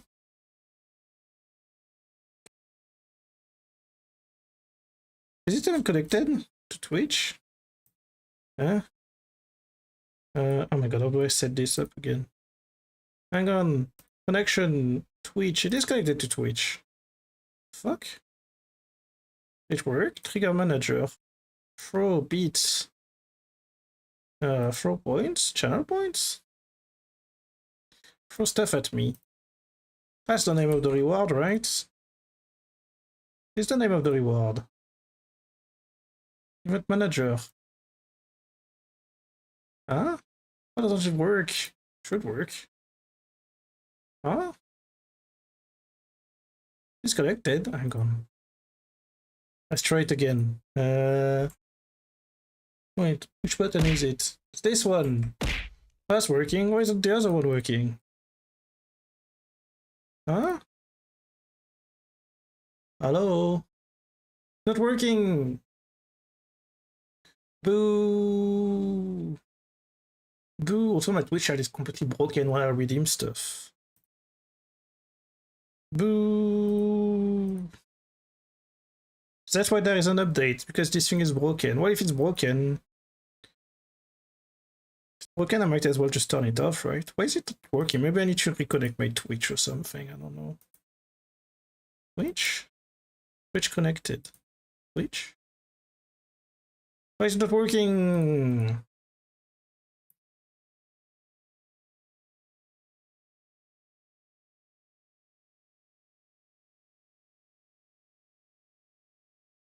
Does it work? I mean, the other one should work, right? Hopefully the rest of it works. Never mind. Yeah, there's the other thing I wanted to work. I press this. Does that work? Does work. Let's go.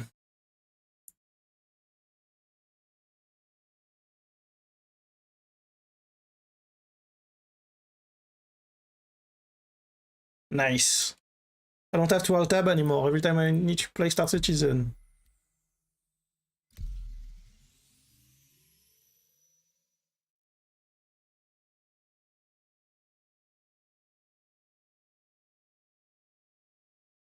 Bum, bum, bum, bum, bum, bum, bum, bum, bum, bum. Where was I? I think I'm at Lorville. I think I didn't leave Lorville. Oh no, I'm at Bajini Point. I'm right above Arco, because I didn't want to base myself at Arco. I remember now.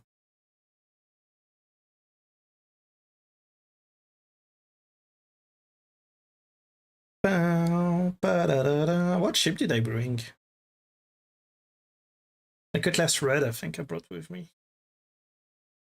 Pretty sure. Pretty sure I got my red with me.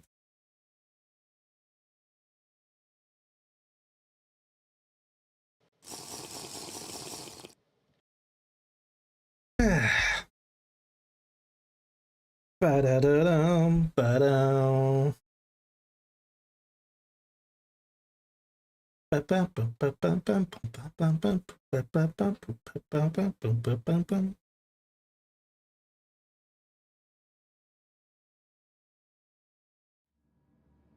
Hey!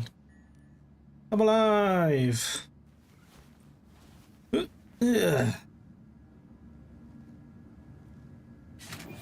Is he? Is it too dark? I mean, it is dark in this corridor, I guess. Ba-da-da, ba-da-da. Let's go see the expo.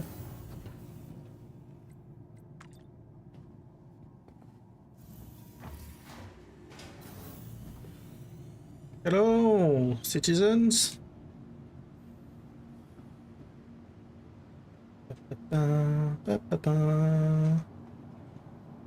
Was this always here? I don't remember.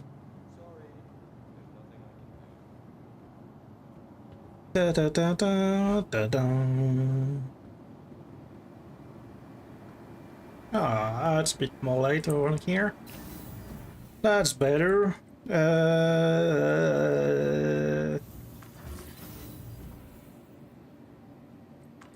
Why did I go here? I don't need to go here. I already have everything I need on me.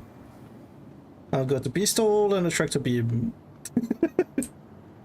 Really, I don't even have a tractor beam. I just realized I don't have a tractor beam. I have a med gun. I don't even have a tractor beam with me. Hopefully we don't need a tractor beam. Ba-da-da-dum, ba-da-dum, bum, bum.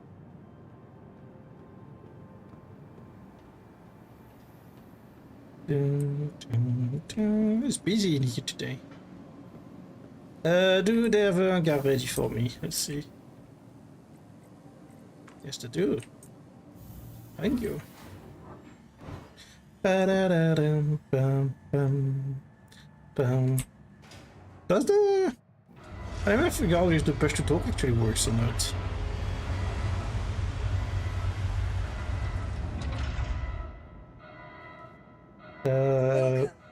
Welcome. Vehicle retrieval system. Your vehicle has been to please visitors again. Goodbye.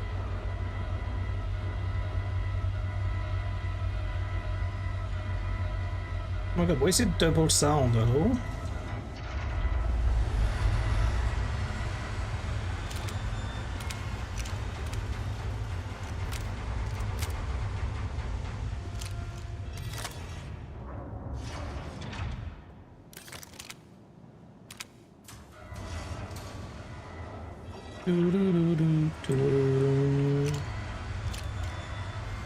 This is my Invictus Week special outfit.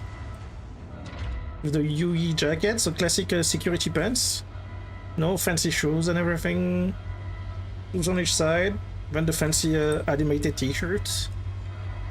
And then the UE jacket. The Invictus Launch Week logo at the back. And there's my space wee-woo. A beautiful space wee-woo. I haven't even set my spawn in it actually, I should probably do it.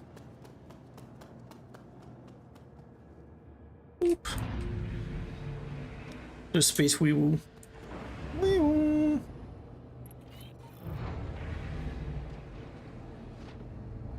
Do I want to set my spawn here? Actually, I'm not sure I want to.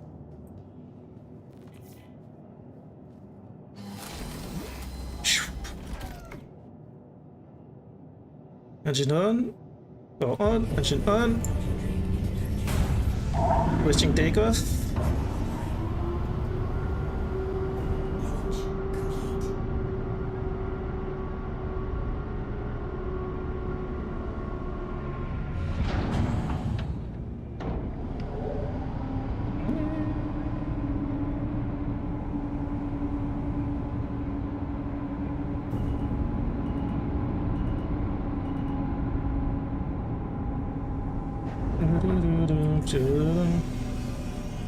Back landing gear. Off we go. Off we go. We need to go to. Oh, Yojo is cracking. That won't be good. Where are we going again? Where's Arco? Wait. I'm done? Oh, it's not take me jump, I see. I need to jump to Arco first.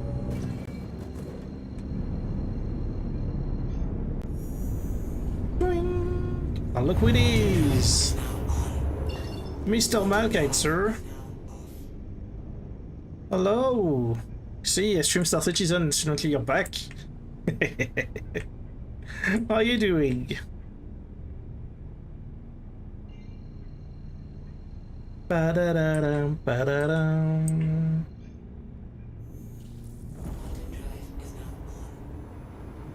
Let's go! Hopefully there's not too much queue down here.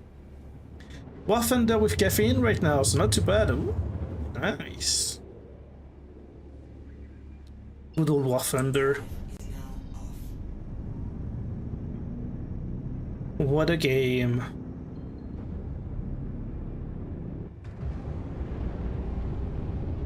Faster!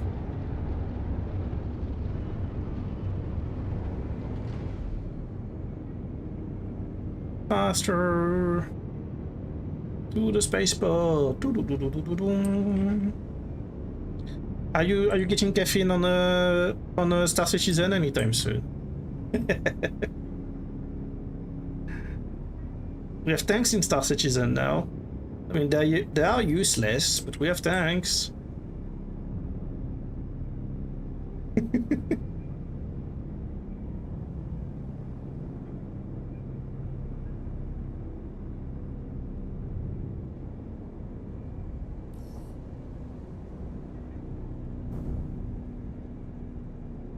Hello? Island? You are second in the queue. Okay.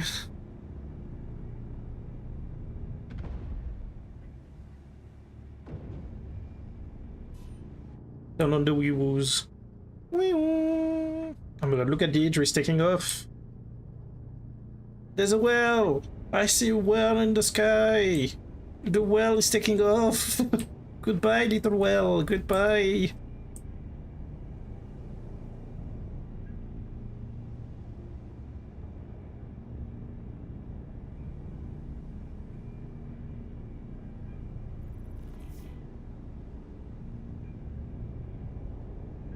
He's gone now. He's leaving. Goodbye, little whale.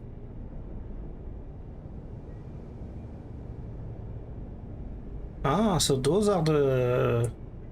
I guess those ones down here are the big hangars. Like the extra large hangars. I see.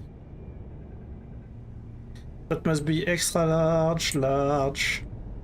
Then down here are all the mediums? Right, yes. Made a sub with you to... Eh?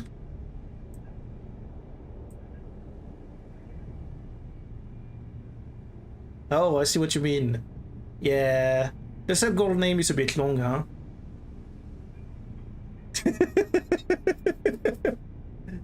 It shouldn't be on 2 lines, should it? You're going to make me change the name right now? While we wait for a barking thing. Your place is 1 in the queue. Can I rename my thing? Can't rename it. Can't rename it, I need to make a new one. Dang it. Just be made the sub be with you. Like made the force be with you, it's made the sub be with you.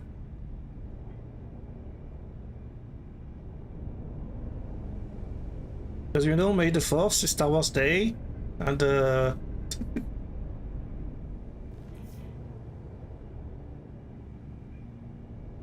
my god, why are those ones not available? Why is it only this one? Surely there should be another hangar available where I can land, like those guys over here, they're empty. No one's using those.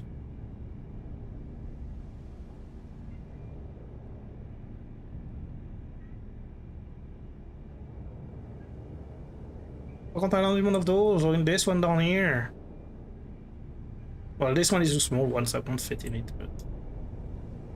Surely I fit in this one. Or this one over here.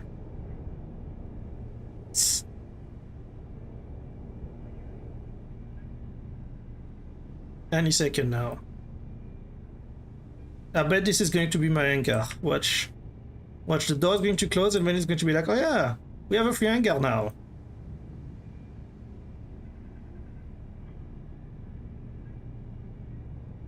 Ready? Oh look, exactly as I predicted. There's a single hangar working. Classic, classic. It's been 5 months since 4.0 came out. And they still haven't figured it out how to make hangars work. That's great. Just love it. Landing gear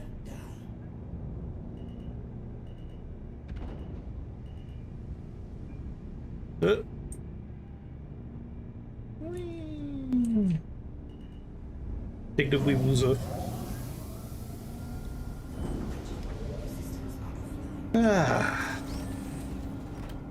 What do you mean? Not convinced by my explanation or by my anger complaining? Hello? Door? Hello? What?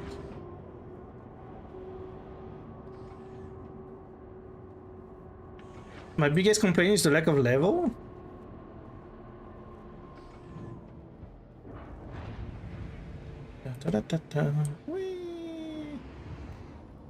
So I need to know if I'm landing flat or sideways. Oh, well, you have the horizon. But yeah, we need, I mean, the landing mechanic needs an overhaul at some point. The fact, like, most ships, it's almost impossible to land them correctly without using third person is crazy. Like, every time I start flying a new ship, I'm like, I have to go third person because otherwise I have no idea what I'm doing. Like, the Cutlass, I'm getting used to it because obviously, like, you're pretty much at the front of the ship. So it's fairly easy to land the Cutlass. But, like, what was I flying the other day? I don't remember what I was flying the other day, but, like, the cockpit was further back and, like, I had to go third person. So I had no idea where to go. Hello? This thing isn't working. Ah.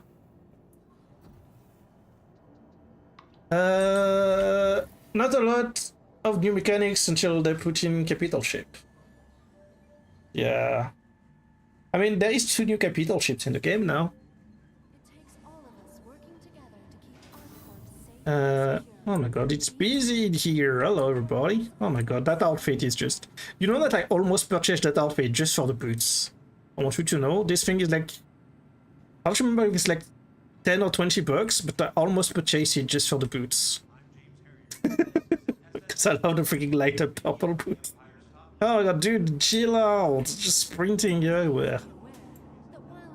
There is 2 capital ships in the game now. You have the Polaris and the Idris. The Idris is out. But yeah.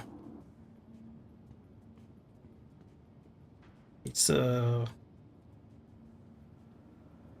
the thing is, like, basically they're releasing capital ships without any mechanic inside the capital ships. So you can literally just, like, fly a ship without a crew.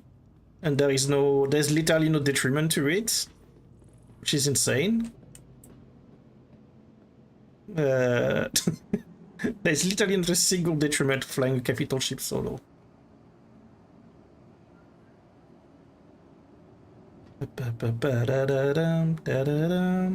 Do you want to, since you're here, do you want to see the capital ship or do you want to see the expo hall?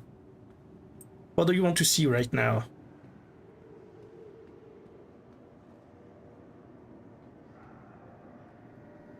We have a choice. Make a decision.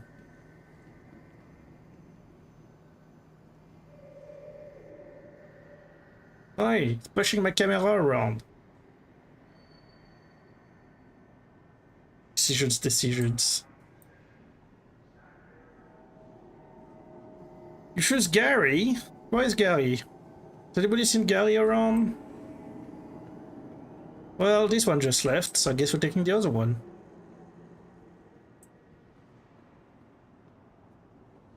Is that Gary? Are you Gary? You're not Gary. Definitely don't look like a Gary. Hello, sir. Man, I need to get one of those at some point. I've yet to get myself one of those. I don't think I ever saw the NPC wearing it, like, even once. But I need to get myself one of those. This is the over... Is it the Overlord armor? No, I don't remember what's the name of it. It's the crazy rare pirate armor. that you can only get on like boss NPCs that very, very, very rarely spawn in mission. They're actually so rare that I think I only saw one once, and that was many patches ago. And I actually died actually because I think the mission bugged out or something, and I had to kill like 40 NPCs by myself or something, and I just got absolutely destroyed.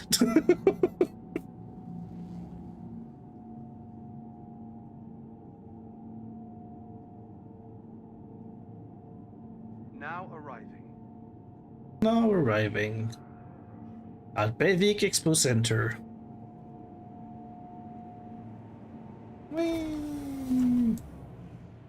The Expo Center. I mean, it's been literally, what, like a few days? Because I did explore it on the PTU. But it was empty on the PTU. Ba-da-da-dum, ba-da-dum.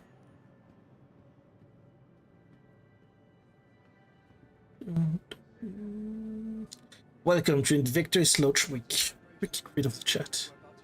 Hello, everybody. Launch Week not only provides an opportunity to celebrate our recent graduates. Much needed recreational. The jacket is the same every year, right? Where's the jacket? Hang on, let's go have a look. It's the same jacket as the one I'm already wearing, right? Yes. Yeah, because they have the steel one and they have the... wait. Is it the steel I'm wearing? No, it's not the steel, it's the regular one I'm wearing. Because they have it in grey too. Yeah, the one I'm wearing, to be honest. I mean, you probably remember this. This is exactly the same. The outside is exactly the same as it is every year. I don't think there's a single new thing in here. Actually, let me double check the other side. But I'm 99% sure nothing has changed. Yeah, no, it's exactly the same as last time. The inside, though, the inside has changed.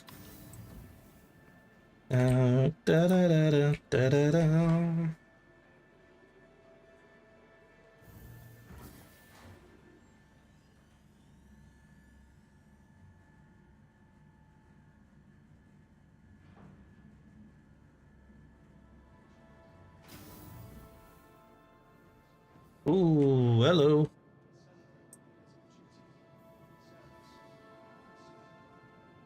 There it is. That's new. That wasn't here last time. A big hologram of the Idris with 2 gladius flying in formation. Oh no, 5 gladius flying in formation? Kinda cute.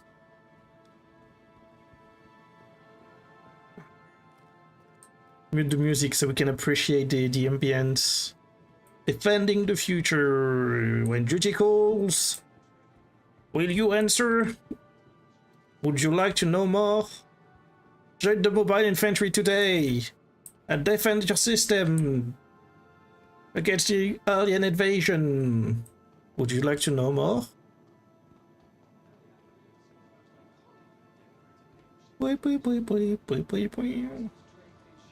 Hello.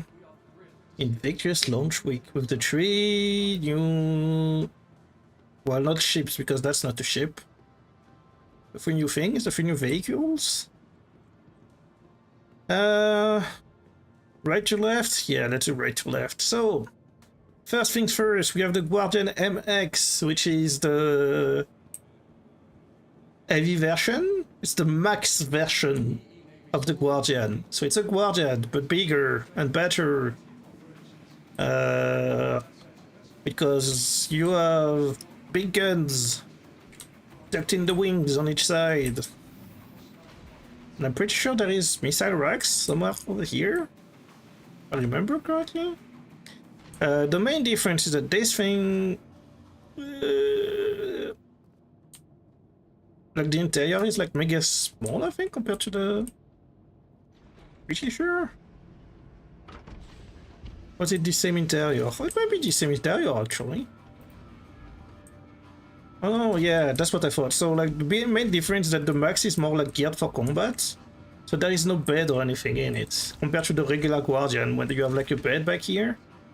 This thing is just pure military. So you just have, like, your component access and everything. Which is kind of weird in my opinion, because like I'm not sure what's the point of having a bigger ship if you don't have... Hello, want to come in? Come on in. Ah, that's the little fuel port down here. It's excited to see me. Just close that. I had a different variant of the civilian and military, but please let me customize for the job I want.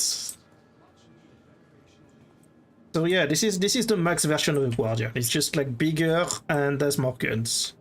That's about it. Over here, way more exciting. It's also further away. Let's run a little bit.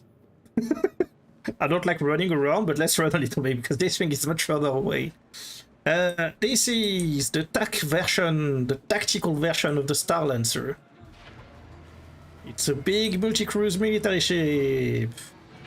And the main big thing about this guy is those turrets down here. You have two massive, one on each side, ventral turrets with those size... I don't remember the size 5 or 6 on this thing. Massive. Absolutely massive turret on each side. And that's the main difference with the regular version of the ship. And then you have those terrible drop pods. Because yeah, this is a combat ship, so of course there is drop seats.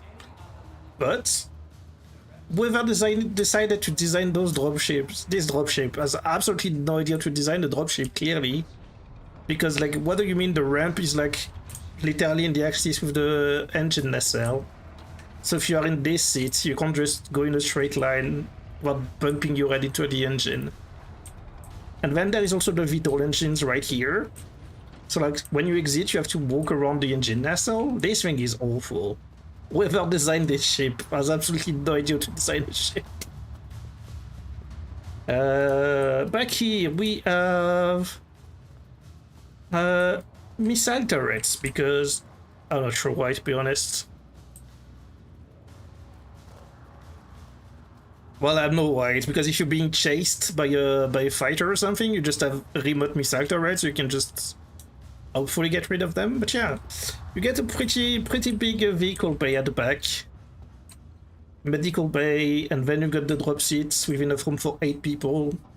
Then we have the seats for the ventral turrets, and then there's the airlock. Hello. Are you okay? Flattening off the ground right now. It's just an airlock. Not sure it works. What's on this side though? Oh, it's the elevator, I see. And then the armory? Ah, the armory. So armor storage. Wait. Armor storage? Where is the weapon storage in the armory? My real question to say is, are people going to interact with the world? What do you mean? Take me a baby. No? Is it working? Okay, bye. Are they really going to put 30 people in the ship? I mean, just right now there is like 10 people in this spaceship. Oh, this guy decided to take the ladder. Hello.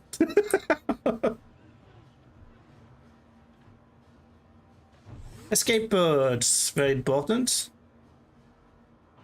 Now, whether or not people actually put 30 people in the spaceship, that's to be determined, but the tech is there. Honestly, the way the game is right now, there is no point in having 30 people in the spaceship. Absolutely no point. Like, even having, like, I was talking about it with Santar the other day. Like, at the moment, multi-cruise ships are useless. Actually, oh, because literally a fighter like this thing is probably better in a battle than this ship. Literally, like if this thing is fighting this ship right now, it can probably just win the fight. Like literally multi-cruise ships are absolutely useless in the way they're implemented right now. One thing that I really hate about this spaceship is that you can't see shit. The view out of the cockpit is awful. You have like this tiny, just have a bend. The window is literally just a bend, and that's all you can see. And I absolutely hate that. It's like I'm in a spaceship and I can see like a third of my screen is the outside, and everything else is just the entire of the ship. This is awful. I hate that.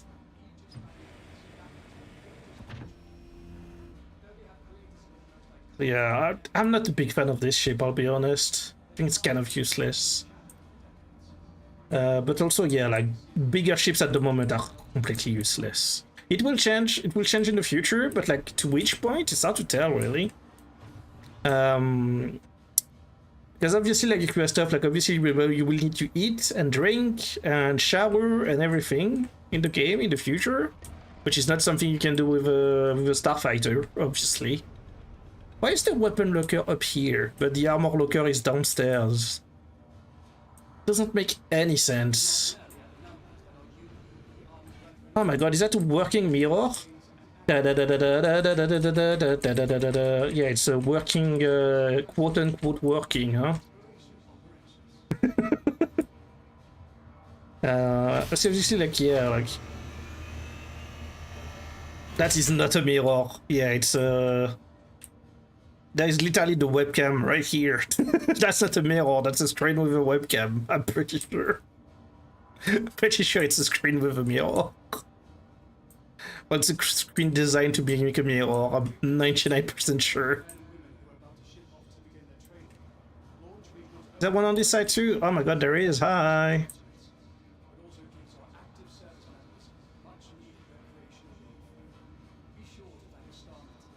I mean, the panels are pretty shiny, huh? What's back here? That's the engine room back here, right? Yeah, it goes into the... Oh yeah, elevator, and then you just go to the engine room. Yeah. All the components. Those are some big boys, huh? Those are the shield generators. Pretty big boys. But yeah, like it will change obviously in the future because again, like because of all the survival aspect of the game, but also because of like armor, which is not a thing that's in the game at the moment. But armor will be pretty different between medium ships and small ships. This is a hangar, by the way. This thing has actually a hangar to park a tiny little ship inside. A very, very tiny ship. Actually, I think there is maybe like 2 or 3 ships that fit in here.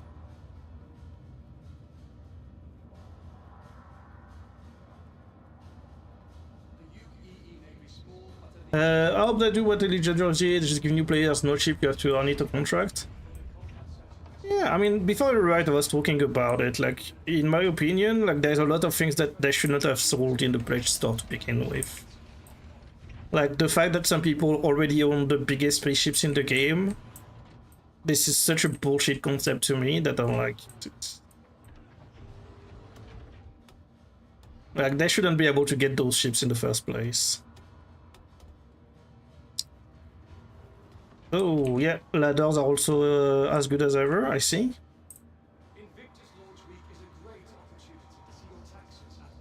Okay, let's go see the new guy. Whee! Make them conveniently located. Wait. Oh, I see. I went too far. This is where we want to go. I want to go check the new guy. The other new guy. This little guy. Hello. The MTC. You know what? This is... Oh, you want a capital ship? Sorry, it is 13.2 out of 53. Yeah. This is the new ground vehicle that I just released. It's not super big. There is basically like 2 armor slots at the back, 2 weapon racks, and then just the pilot seat and the co-pilot seat is back here. The pilot can control the turret at the top, but you can also delay the control of the turret to the co-pilot if you want to. Like, I don't know if we can see it. No, we can't see it. This thing is turned off. But basically, if I sit here. There we go. If I sit here, and then I look up.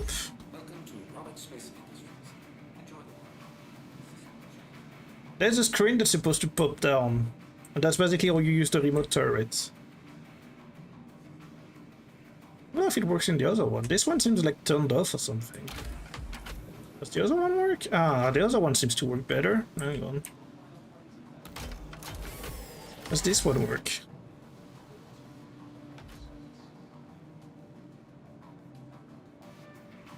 No? I'm not sure this thing works. Been scammed.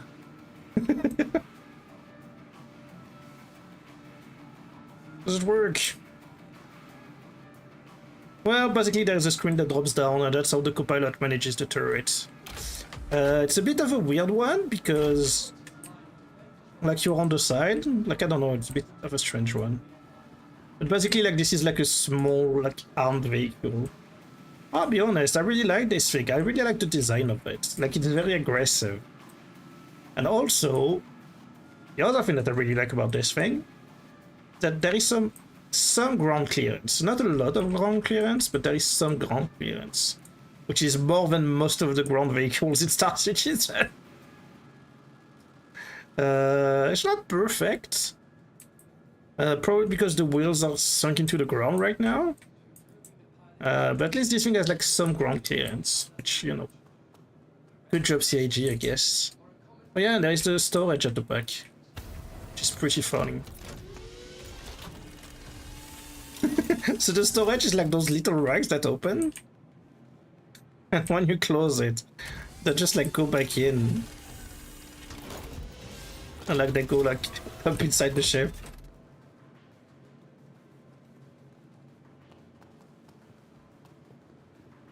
But yeah, those are the 3 new spaceships that we have this year.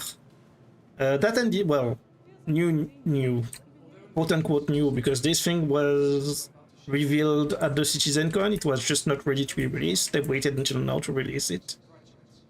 It's technically not new.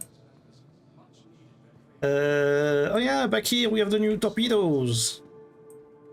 New torpedoes, look at those bad boys.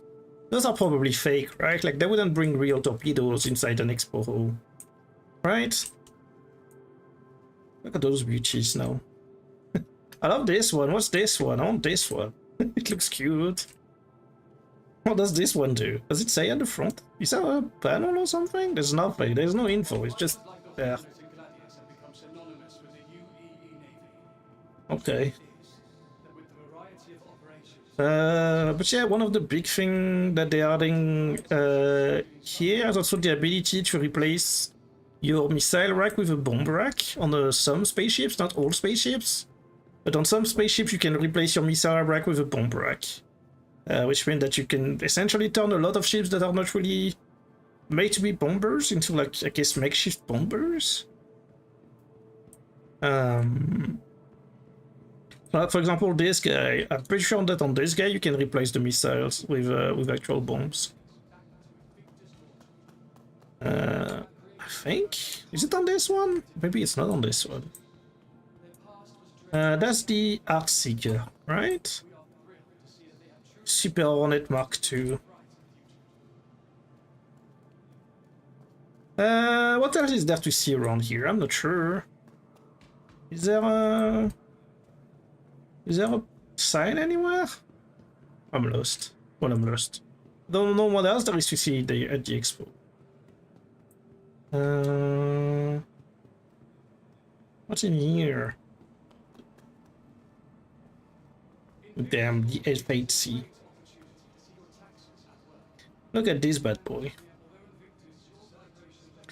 This thing you can turn into a bomber, but why would you need to? There is already like 15,000 guns on this thing. Why would you need to turn this into a bomber?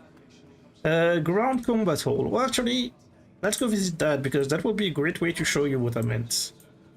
Also, wait, let me check. So what do we have? Hammerhead, Yargo, blah blah blah.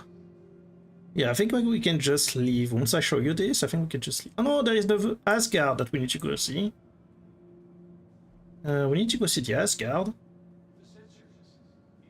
How do I go to the Asgard? Wait. Yeah, it's in here, the Asgard. Yay, there it is. The newest ship for Anvil Aerospace. The Anvil Asgard. You might think that this ship looks familiar. It's because it's essentially a modified Valkyrie. It's essentially a modified Valkyrie. It looks slightly different, but basically they took the Valkyrie, they redid a lot of the interior to be able to fit a tank inside of it, because, you know, the tank is massive. The tank is absolutely massive. Hello! So basically they redesigned the Valkyrie to be able to fit the tank. And they just, instead of just redesigning the Valkyrie or making a variant, they're just calling it a new ship, but it's essentially a variant of the Valkyrie. Which is a bit sad if you ask me, because I think I would have just preferred if they were honest about it and if they just made it a variant, but whatever, I guess. Yeah. Pilot seat. And then 2 tiny crew quarters on one side, bathroom on the other. That's pretty much it. Again, this is a dropship, so you don't have a lot of cargo space. Of like crew space, because yeah, you're just supposed to go into battle and drop your tank and get out of here. So you have like some jump speed, like there's a bit of engineering available. You have a turret at the front. And piloted. So again, more jump seat on this side, but not a lot compared to the regular Valkyrie, because again, like they essentially like removed all the jump seats to just make space for the tank. So again, I mean, I'm going to say this thing pretty high up on the list of useless stuff that they added. Ursa, see, I really feel like they want this to be planet side. Hard to say, like it's hard to understand why they're adding like so many tanks and like dropships and ground vehicles and stuff. I mean, they already said, like, basically, like the way they're justifying all of this is that later on you will have orbital shields that prevent any kind of like people attacking from the sky. So if you want to like attack another org, you will need to like go under the shield with ground vehicles and stuff. But that's only if you do like org versus org in like big PvP battles. Like for like the common players, I don't think they will ever need to own a tank, I'll be honest. I don't see a single scenario where you would need to own a tank other than doing like org versus org battles. Yeah, it's a bit of a, like, to me it's very weird how much they're pushing it, considering that like it will be useless for like 70% of the player base. But yeah, sure, whatever. This thing. All the big boys. The biggest boy. Ballista. Like this thing, same thing, like it's a big like troop transport. I'm not quite sure when you would ever need to have like a big like troop transport like that. But the option is there. I mean, there is also a very real possibility that they needed a tank for the campaign, for the solo campaign. And so that's why there is a tank. It's because I needed. Maybe there is a scene in the campaign where you pilot a tank. That's also a possibility. You know, let's not forget that a lot of the things that they're doing is for the solo campaign and not so much for the MMO itself. Back here we have the gunships. I mean, it's stuff that we know already. Hammerhead, Redeemer, I can't wait for the campaign to come out and the multiplayer game to be cancelled. It's funny you should say that, because I literally talked about that for an hour at the beginning of the stream. The first hour of the stream was me talking about this. Saying that there is a very real possibility that that if Squadron 42, the solo campaign, fails, Star Citizen is just not going to come out. And I mean, I have reason to believe that it might be the case still right now. Look at the state of the ground around here. Just shit everywhere on the ground. Don't you have a bin around here? You do have a bin. Hello? Sorry. I'll be with you momentarily. I can't put it down. Place? Hi. Thanks for coming in. I'm sorry, I'm trying to put the thing in the bin, it doesn't work.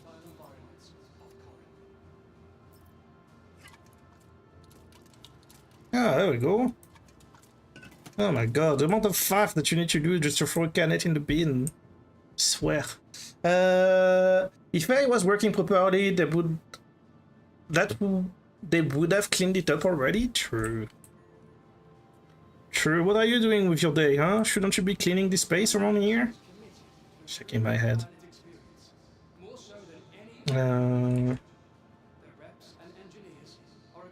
Did we see everything? We did see everything. Okay. I want to rent the MTC actually.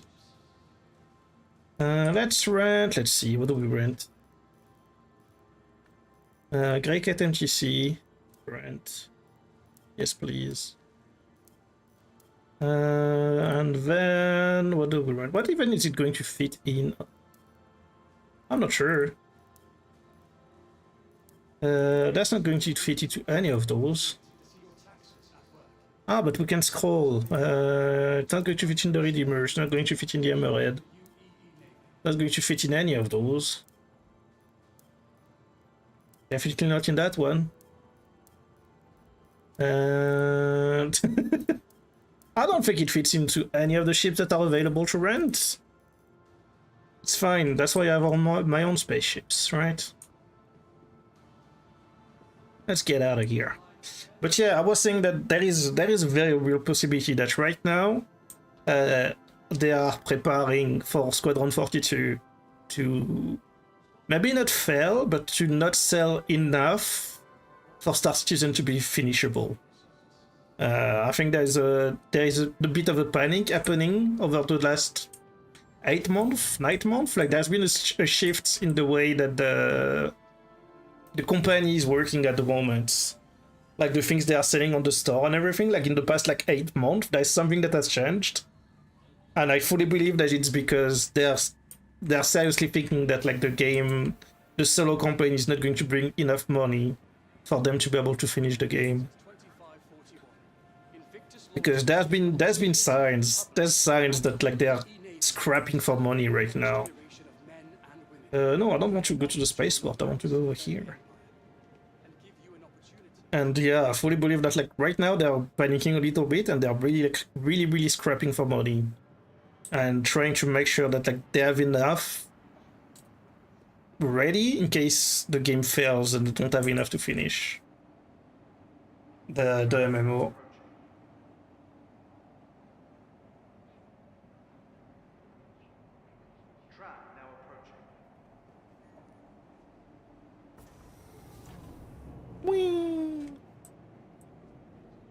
Let's go see the Idris. You know what? Let's go see the Idris and then we'll go test out the new ship. Where does this thing lace from? Front or back?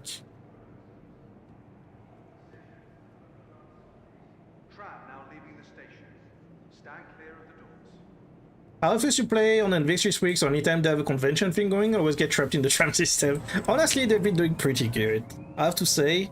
Since the new patch and everything, things have been pretty smooth. I'll give them that. Even right now, you so many people are in the expo halls and everything. Things are pretty smooth. Oh, look at the view though. Let's go. We're going over here. You can see it. You can see it up here. It's packed. It's back up the tower.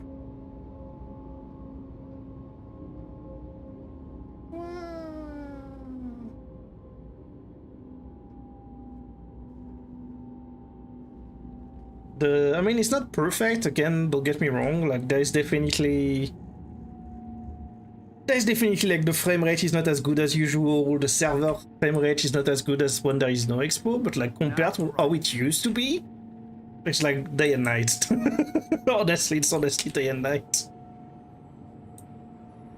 Hello, citizen. Sorry. It was at this moment that he knew. He fucked up. Did I? Oh no. I fucked up. Mal, thank you for the 1,000 biddies.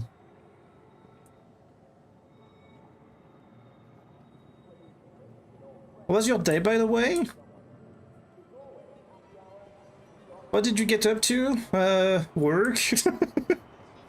Work and then branching about Star Citizen for an hour? Yeah, honestly, I mean, it's a Friday, you know. God, what did I do? Oh, I know what I did. Yesterday I finished watching the season 2 of Andor. That was pretty good.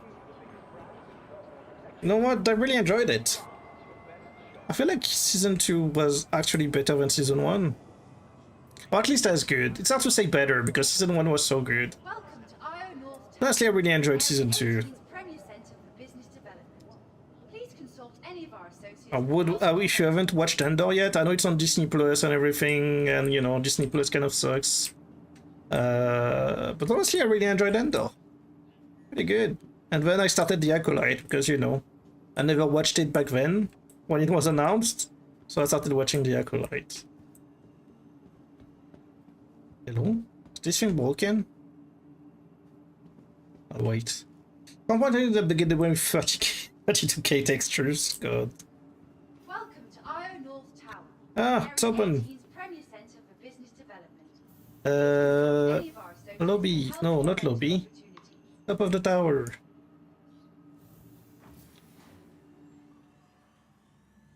Up we go. Whee! Yeah, watched Endor and everything. I have a job again? Oh my god, really? Congratulations! I'm so happy for you. Well, you have held the job for a while. Congrats, my dude. I know that the job market is crazy everywhere right now.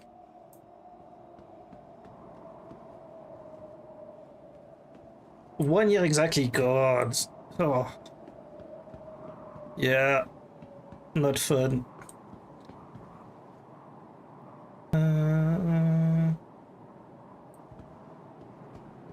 Also, since I spoke to you, I don't know if I mentioned, but I sold my house. I think you talked about it. I think you actually talked. I think you told me you wanted to sell it last time you told me. Some officially homeless? Shit.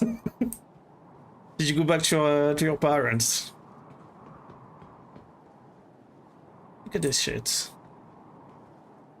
Beautiful. Then there is there is the torpedoes back here. Calamity torpedo. See, they're all called Calamity. Oh, they have different designs on them. I moved out and my dad moved in. Oh, so it's staying in the family. I see. Why is there a little window on the torpedo? Is that normal? Or does it kind of look like a spaceship?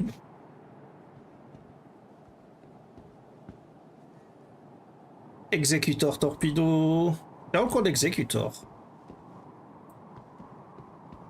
So there's not a lot of oxygen up here. I don't know if you can see like my oxygen thing at the bottom of the screen. It's like blinking red because it's like 13 degrees up here with barely any oxygen because we are so high up. Last thing in the family is like that. I'm 19, I'm moving out, I found a house to buy. One more thing to sign the paper, he sold his apartment and moved in with me. Ah, I see. I see. This is what happened. How did they put tables up here? We can't even sit on those. Can I grab what? You think if I grab the thing and like throw it down here? I mean, it will probably reach terminal velocity before ever getting anywhere close to the ground, right?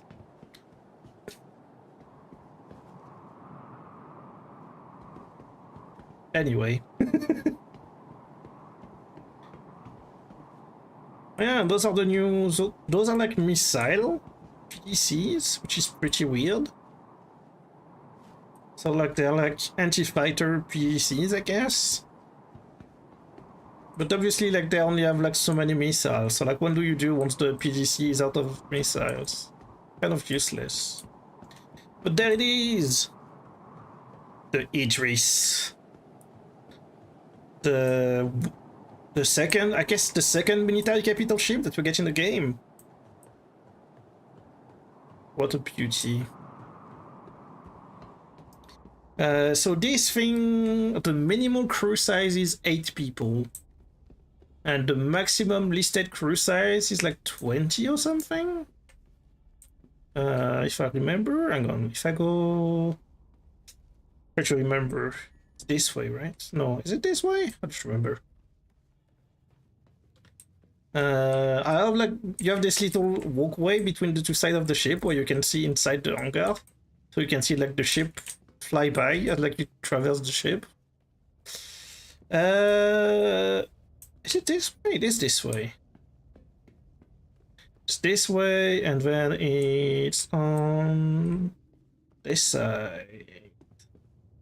So you have the mess hall here with windows looking outside. So like if the ship is flying in space, you can have your dinner, you can enjoy your chow while looking at the stars, I guess, if you want to.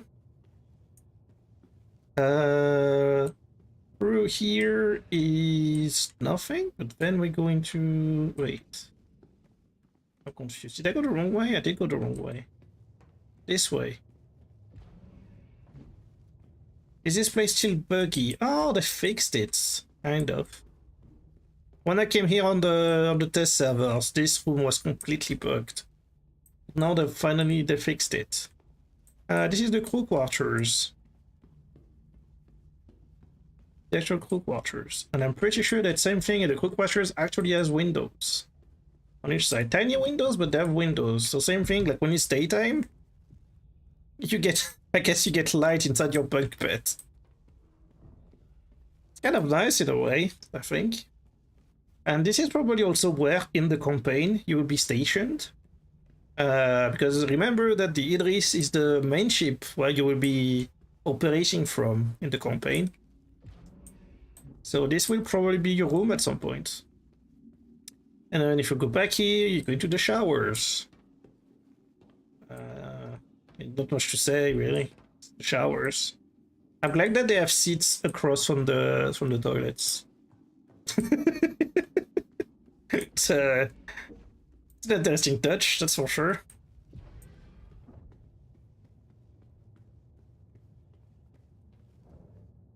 Wait, hang on. Sorry. You know, this is the shower. Guess there is toilets on both sides. Interesting. Thanks, Daddy Cedric. I always wanted to share a room with 20 other people. God, yeah. I mean, let me show you the captain's quarter. It's not much better, honestly. Wait. Captain quarter is back this way. Back this way, and then it's this one, I believe? No. Wait, it's this one. There we go. Welcome to the captain's quarter.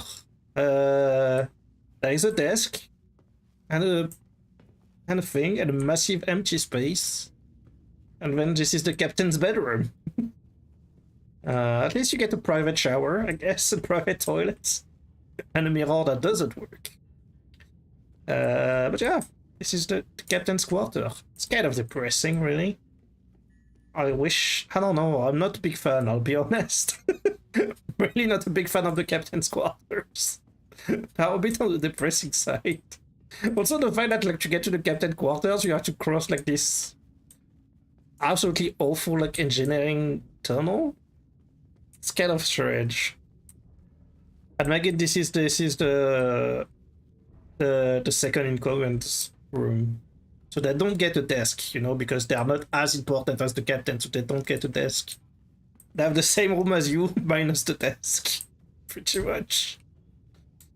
But yeah, I'm just not sure about this, like, crazy dark corridor out here. I'm guessing cinematic reasons, more than anything. I do like the very Star Wars padding. This is very reminiscent of Star Wars, the padding on the walls like that. Let me take you to the bridge. Oh yeah, was this in the game last time we played? Oh, I'm pressing the wrong button. I was like, why is it not working? I press the wrong button, it's not going to work. Was this in the game last time you played? You can like place a pin anywhere inside the ship and then it will show you the routes to get there.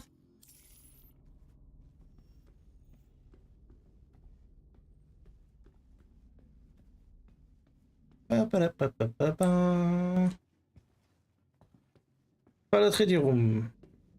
Also pretty nice. You really like the ship doesn't feel that big from the outside, but once you're inside and you walk inside the corridors and stuff, I think it's because the layout is like has like so many stairs and corridors and stuff that it makes the ship feel bigger than it actually is, I think. Because it's again like it's a lot of corridors and you need to go through a lot of doors and stairs and everything. Same thing like the bridge has like little windows to go up. I mean, the ship is big, don't get me wrong, like this thing is what, like, trying to remember, 200, nearly 300 meter long? It's still pretty big. But yeah. So yeah, this is a bridge, if you haven't seen it before. We have, the thing is like, that's the thing I was talking about also, is like, when it comes to multi-crew, like, so you have 4 terminals back here, okay. Then you come up here. There is another 6 terminals just on the bridge, right? 3 on each side, plus a captain's chair, plus a tactical station right here. I'm guessing that's not a boss, but like... that's like 11 people just on the bridge. What are those 11 people supposed to do? Like... when we finally get like some kind of like multi-crew gameplay, what are those 11? I mean, the captain is pretty obvious. The captain just gives the order. The pilot just pilots the ship, right? But like, what are the rest of the people are supposed to be doing? Government is mad at me because the PDF I used from their website will not allow them to sign it. The signature block is an image attachment section. To attach an image of your signature, we sent them the form 3 different times.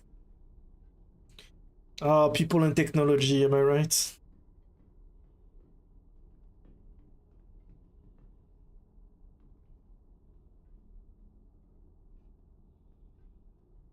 But yeah, what are the people going to be doing up here?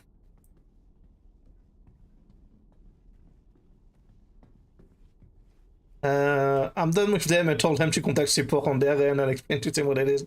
Just tell them to print it, sign it, and then scan it.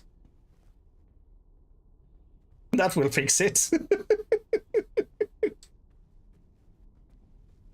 Pretty sure that's how like 90% of the offices used to work anyway. But yeah, I'm not. That's the thing, is like I'm not entirely sure what those consoles are going to be used for, or if they're going to be useful at all. Because like, see, like they're also named, so you have like pilot, co-pilot, and then like you have like CO. CO consoles on each side, CO6, CO8. I'm not quite sure what those are supposed to be for. I even submitted to him like that. They said the signature block doesn't work. They wanted me to resend it. It was a scan of the same document. And those ones don't have names. So same thing, what is the co-pilot doing while the captain is piloting? What are those guys doing? Those guys back here have some ideas because the ship does have remote turrets. So maybe those guys back here are just gunners that are just like remoting inside the turrets, maybe? It would be pretty weird for them to be on the bridge with like such like massive consoles and everything, but...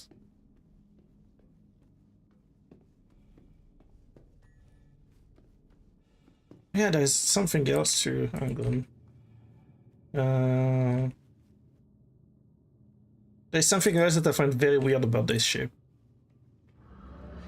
It's this elevator. This is the elevator, but the elevator also gives you access to the like this massive airlock. But I'm not entirely sure why it's like this. Because you can't open the door back here. To the main deck, please.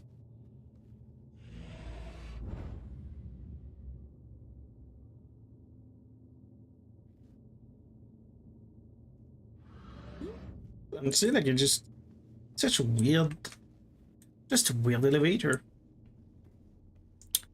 But yeah, I mean, if you want to do a full tour of it, I would recommend just checking it out for yourself. It's a pretty big ship. And the ship is pretty big. Let's see if I can find the exit on instinct. On instinct, I would say the exit is... I go this way. Yes, go this way. I need to go through down here. Wait, do I need to go through down here? Hang on, was I on the right side already? Oh god, it's happening.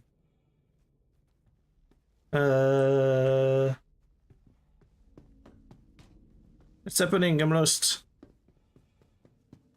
No, this is the right way, right? Ah, this is not the right way. I'm lost. I'm on the wrong side of the ship, I think.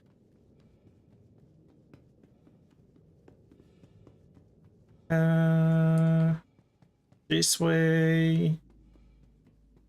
This way. And the exit is here? No? Ah! I'm lost. I think I might have to open the map. Wait, I'm at the back of the ship, not at the front of the ship. I was on the right side earlier. Fine. So I did need to cross. Oh my god. Yeah, I need to go back down a level, right? To exit. That's why. Wait, do I? No. I don't need to. Exit should be... not here. Not up at the front. Here. Yeah, by the med bay. There we go. There we go. Quick tour of the Idris. Again, if you want to check it for yourself, I would recommend checking it for yourself. It's pretty easy to come all the way up here. And again, it's so different to being inside of it compared to like flying next to it. Like the difference is actually pretty insane. I think again because a lot of it is due to the internal layout of the ship. Like the fact that there's like so many corridors and stairs and everything. Hello, sir. It's like so confusing. Well, not confusing, but like it feels like it gives the ship a lot of internal space. So it makes it seem like so much bigger. Again, you can probably see that like the frame rate is not the smoothest, that's for sure. But honestly, like compared to like how it used to be, it's still pretty good. North Tower, Area 18's premier centre for business development. Please consult Yeah. any of our associates for help or rental opportunities. Is this open? It's not open. Dang it.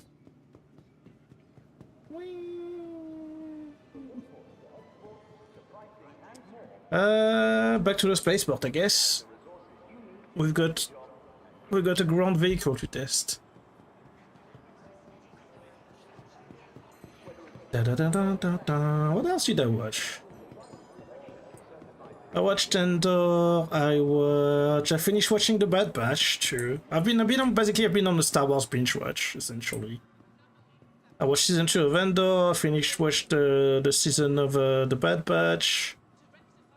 I've been debating watching the spin-offs that they made, like Stories from the Empire and Story from the Other World. I don't remember.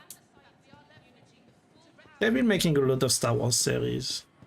I don't think I've watched all of them. Is this guy okay? I don't think this guy is okay.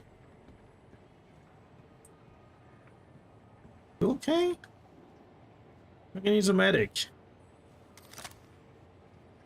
I think he's a medic. I don't think he's okay. Medic! Medic! I'm okay. City Fight reminds you that when trash goes in the bin, we all win. Your help keeps our core clean. Is he? I don't think he's okay. I don't think this guy is okay. He's just like glitching inside the door. Oh my god. He's not okay. He's vibrating! Somebody save him! Ugh! I got. Ugh! Shit, I did it the wrong way. Hang on, I need to. I'm dead.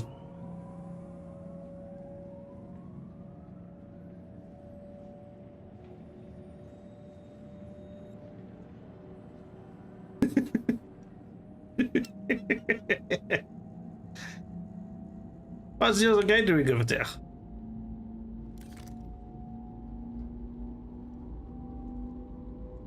So you took off your... Huh? What's the other guy got? Look. The other guy disappeared. You see him? That was here.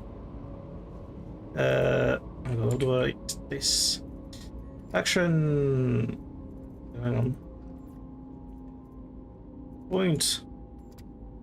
You see that? This guy was here. Now he's gone. Now arriving. You see that?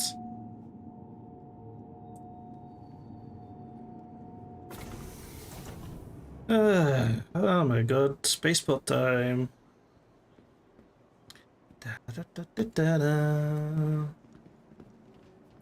Let's jog a little bit, otherwise we're going to be here for days.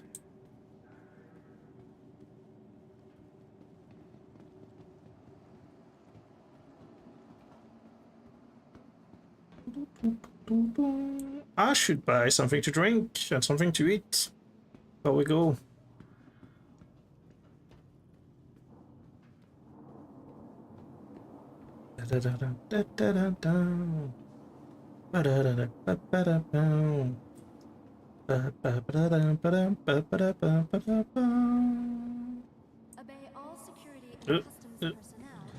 Every time I go into free look, like there is a tiny bit of like freeze frame. It's kind of scary. Oh my god, the amount of people in this spaceport, Jesus. Hello, can I get an apple? I love getting apples. Crunch.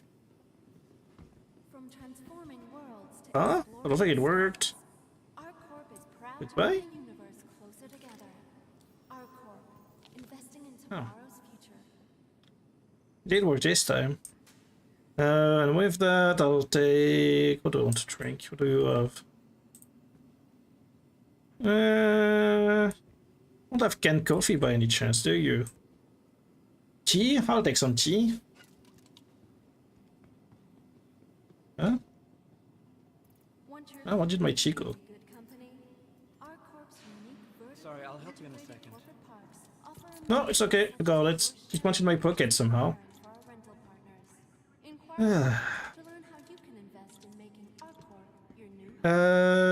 Plastic. Not plastic. It's nice, they have bins that don't work here. Well, guess this goes here.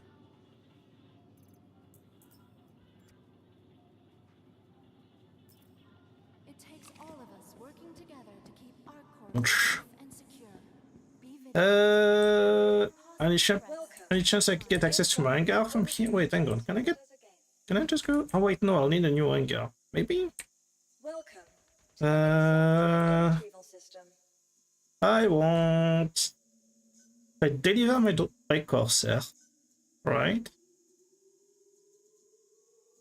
Right, and then... Can I just go to my hangar? From here? Customs personnel at all times. Their job is your safety.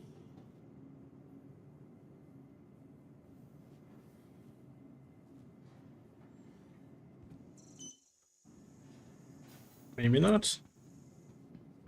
No, it doesn't work. Okay. I need to actually summon a ship. Fine, we'll summon the Corsair.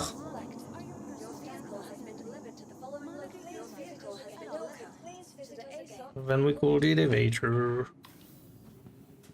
And then we go to my hangar. Whee!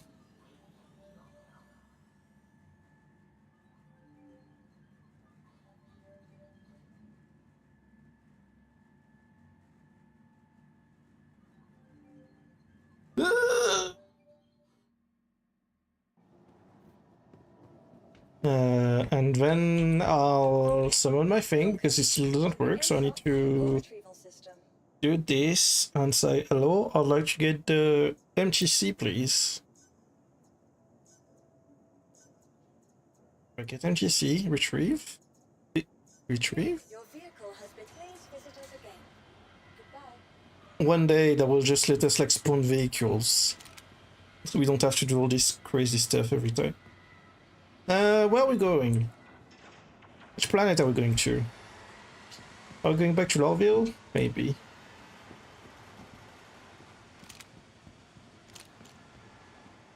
Ah. Nose is itchy.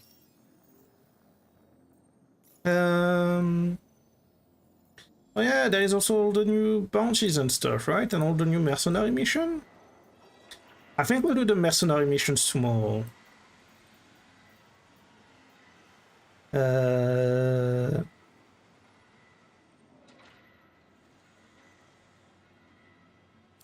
I think tomorrow, like today, it's just going to be like just messing around and everything. But I think tomorrow we'll go do the new mercenary missions. Look at this cute little thing.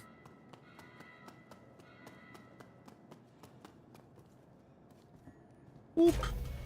Oh, there's a fuel. There's a button for the fuel too.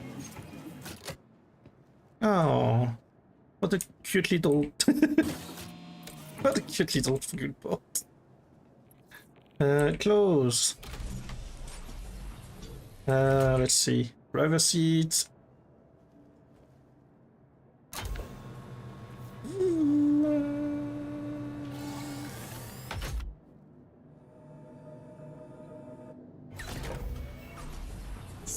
Oh. Oh, I like that. Oh, yeah. Wait, this thing comes with a shield too? Oh my god, I'm sold. I want one. Can I get one? Can I trade it for my other buggy? Oh my god, can I trade it? Can I trade it for my other buggy, the one that doesn't have a gun?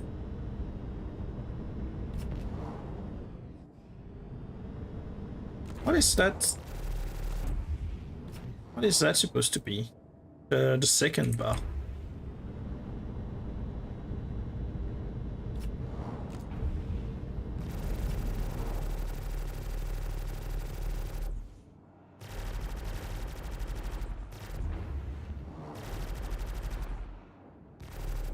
Also, wait, hang on, so... Deploy? What does deploy do?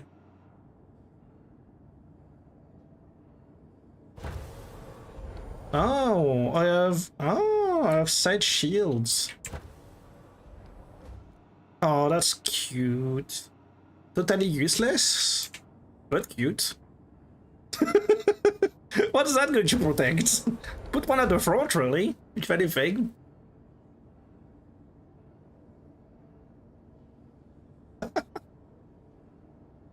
Roll into the wrong hood, right? Like, what's that going to do? Just tiny ass windows on the side. Oh my god.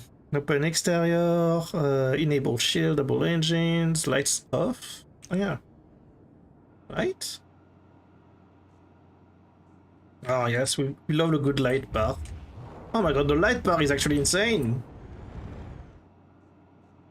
Okay. Jeez, now that's proper lighting. Might like more than the actual spaceships.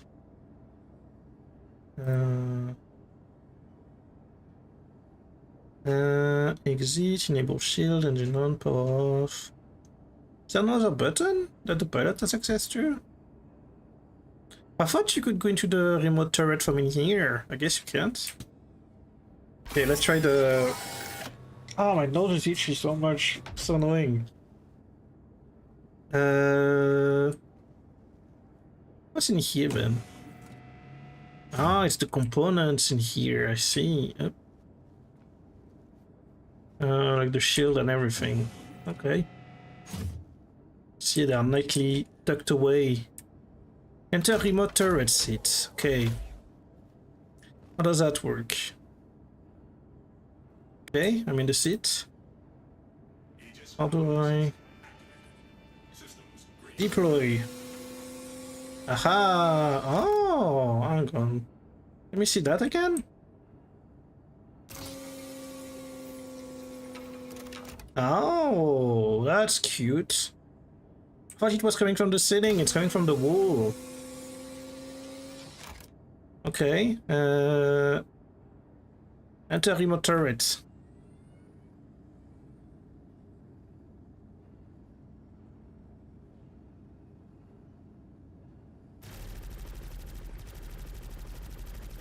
Yeah.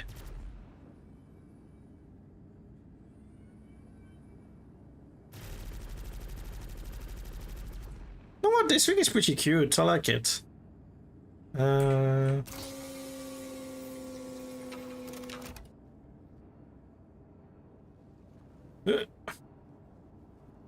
a cute little thing. I mean, it's a bit weird for sure.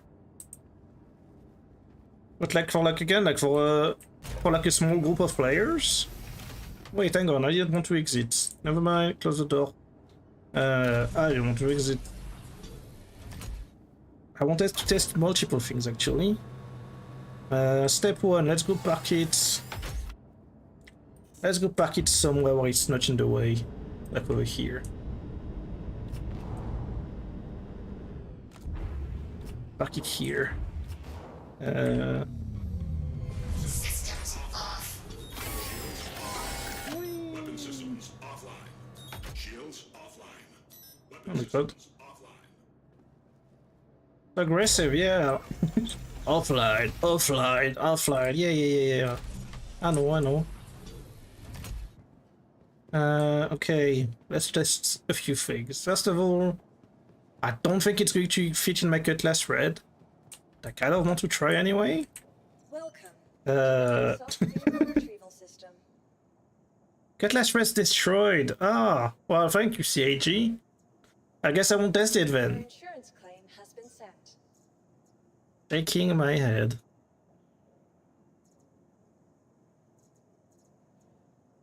Do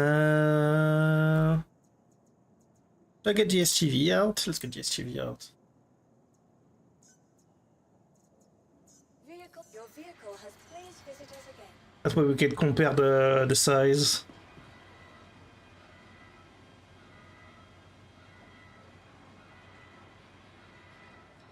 Wah, wah.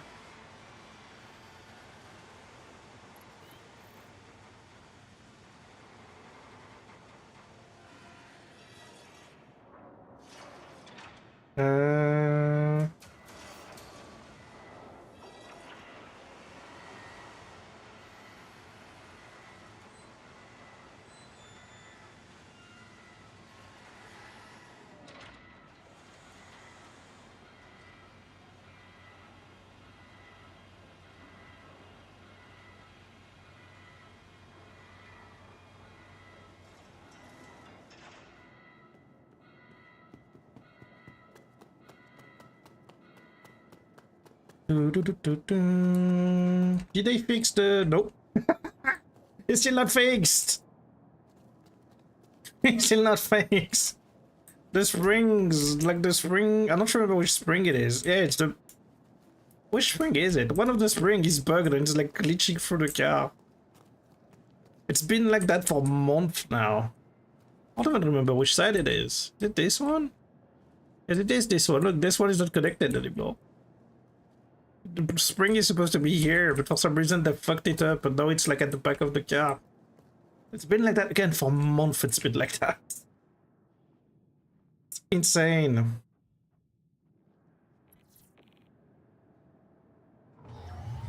Systems. Wing. Oh my god, yeah, the size difference is Hello. Hello. Honk, honk. Hello. Does feel pretty small, huh? But also it proves my point, like, you know what I was saying about ground clearance earlier? Like, look at the difference. Oh shit, I forgot to turn the engines off. Can I do it from here?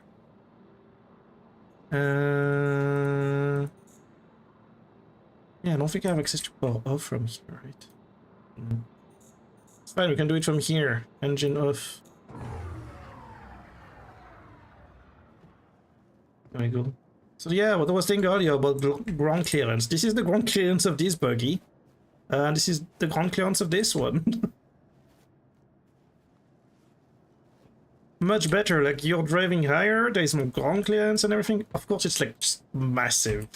This fits inside the Cutlass. I'm pretty sure this thing doesn't fit inside the Cutlass. I'm going to try though. You know what? Actually, let's try. Why not? I know I just called my Corsair, but like we could try with the Cutlass Black, maybe. Let's see. Let's see if we can fit it inside the Cutlass Black. I don't think it's going to fit, but I want to try anyway. I think it's too wide, probably, to fit up the ramp.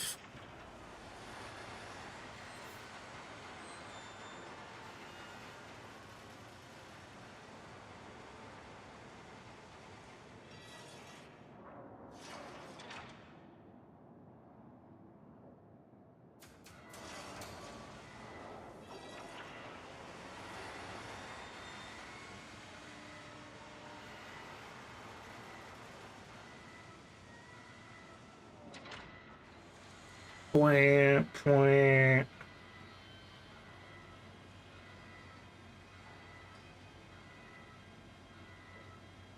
Okay, ship is out. Let's go open up the ramp.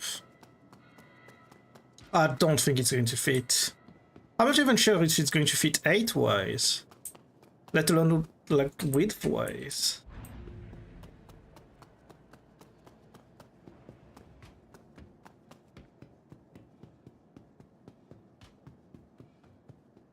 Oh, you know what? Actually, let's get in.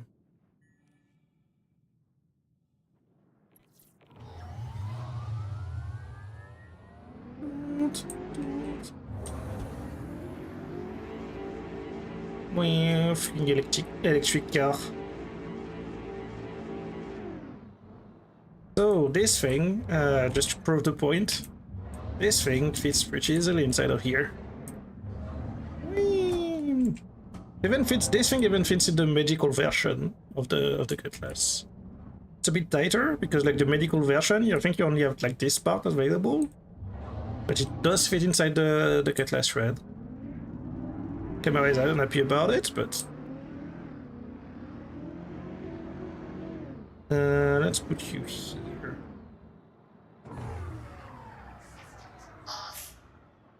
Now. Let's see, I don't think it's going to fit. I'm pretty sure the wheels don't even fit through the door. It's definitely bigger.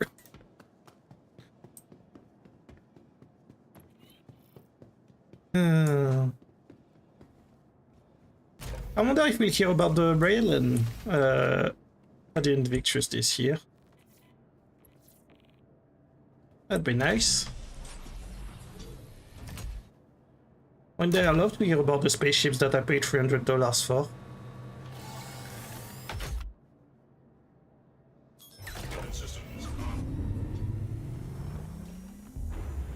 The way the turret pops out when you turn on the ship. The buggy. Okay, yeah. Yeah, there's no way. The wheels are literally larger than the door. Okay, well now we know. We wanted to test, we tested.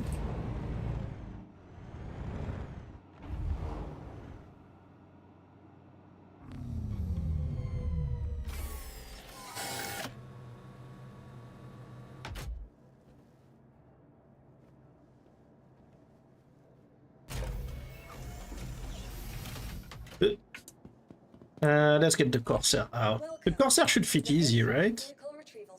Drake Corsair. Your vehicle has been delivered. Please visit us again. Goodbye. Goodbye. Big stretch.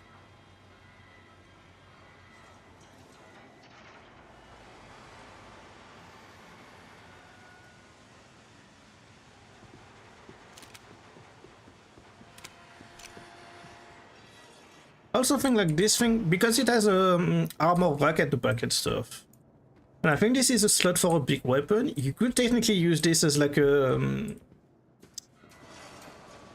like an actual vehicle for heavy armor, right? Like if both you and your buddy are like in like full heavy armor with you know, snipers or like heavy assault, like rocket launchers and everything. Like pretty sure you can like put a railgun inside of here. Pretty sure.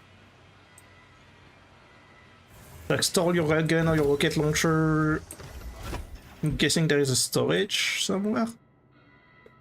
Or you store the ammo. Then you just store your heavy armor in here. It'll be a pretty good like ground support vehicle, like pretty small. Not small enough that like it can act as a scout vehicle, but more like, you know, like a light ground support vehicle. Or just even for exploration, you know, like you need to go to a bunker with your buddy.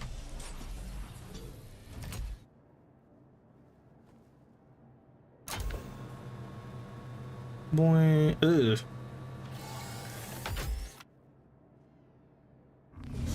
Oops. Systems activating. Weapon systems on. Systems on. Shields online. Can't really see much from the side window, huh?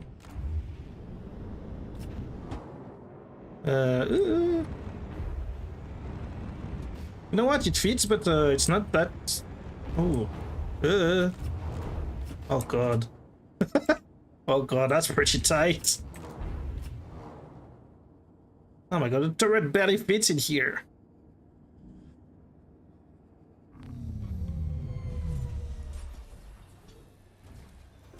The turret is actually pressing against the against the roof. Oh my god, I love the view though. I love the view from outside. Like you look so small inside the cabin.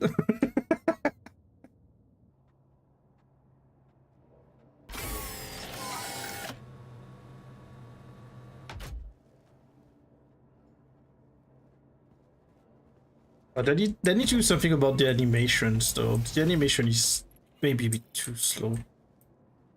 The exit animation of the main seat. I mean, it's a pretty good vehicle otherwise. I like it. I actually like it a lot.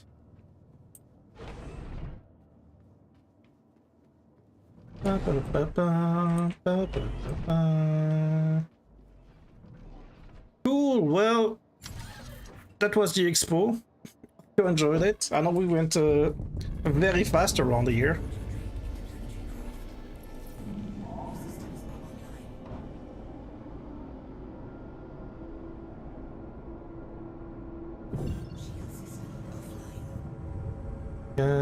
Where is my mode icon on this thing?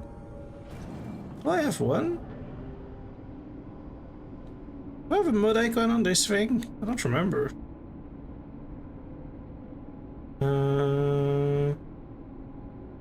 I'm guessing I don't have to enable the advanced UI.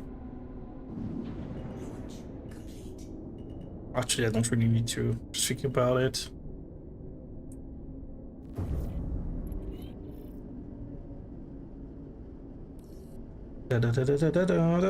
Retract landing gear. Hello? Why is my... There's definitely some things missing on the Corsair.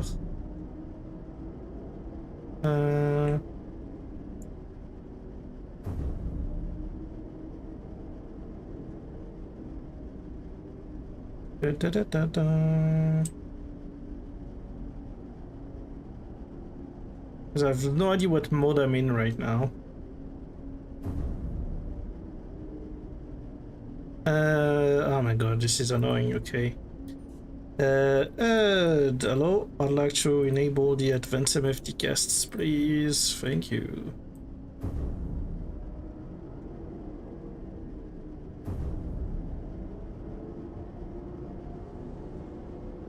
Deploy the wings and get me out of here. We're going back to home. Are we going back to home? Do we want a little adventures first? Nah, let's go back home. Let's go back home. Engage.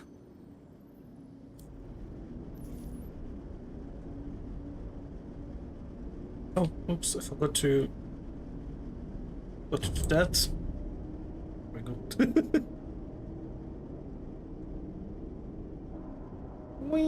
I love the Corsair. You know what? I'm pretty happy that I grinded to buy this thing in game. Such a nice ship.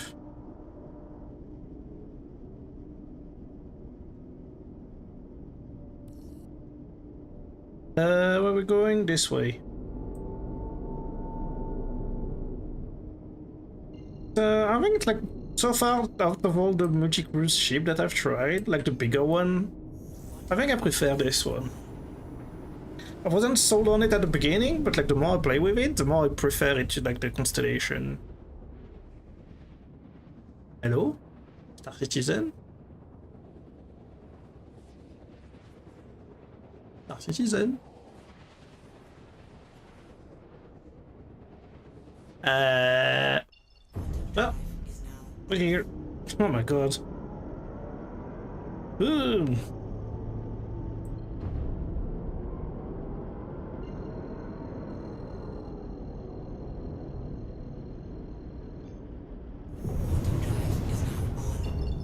Oh, that's better.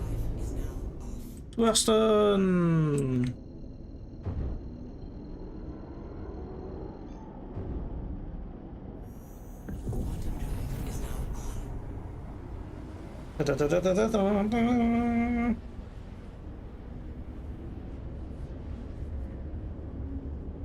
Now, do we play with the devil? I don't want to. I don't want to play with the devil. Ah, la la la la la la. I'm running in my ship while in quantum drive. Nothing bad is going to happen to me. Right? Yeah. Ah, my spaceship. I bought for my own hard-earned credits. I'm going to my captain's cabin. Oh my god, speaking of, like, earlier we were saying about the cabins inside the Idris, are like tiny they felt. I have to say the cabin inside the Corsair not much better. I don't know what this is supposed to be. Doesn't inspire confidence, that's for sure. Yeah, you have a little armor storage back here. You know, it's kind of nice. Not as fancy, but kind of nice.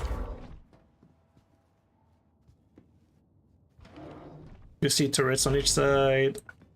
Then you have to get the rest of the cabin crews. And everybody gets an individual room. Which is also something that I really like about the Corsair. Because like you take the Constellation, like all the rooms are like the same ones. And like, you know, like, don't really have a choice. Like all the rooms are separate in here. And they even like, just to show you kind of what will happen, they even like pre-decorated one of them.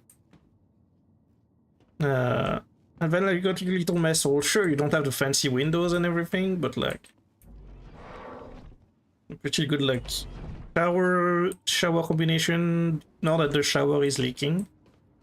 And then again, like you move one back, bam, engineering. With a bit of everything. Engineering's a bit of a mess in here for sure. Then out here you have the airlock. I shouldn't show the airlock to Mike actually. Mike, like, ignore that there is an airlock on this side, okay? Stay away from the airlock. Airlocks are back for you. Oh, I think we're almost here. Might be... Are we here? We are here.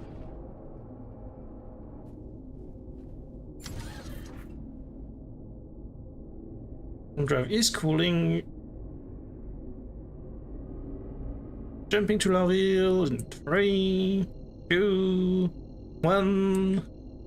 Engage!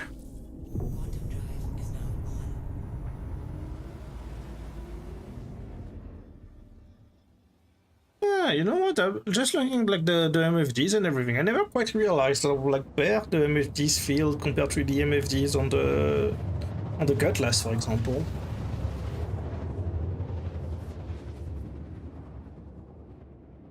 I guess that's why you play with the advanced head to begin in with.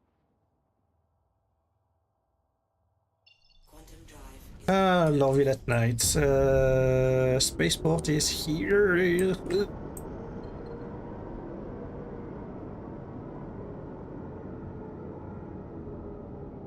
Oh, the spaceport. We'll get ready and equipped. Actually, yeah, I don't know if tomorrow we do the bounty missions. Most of the new missions are ship missions.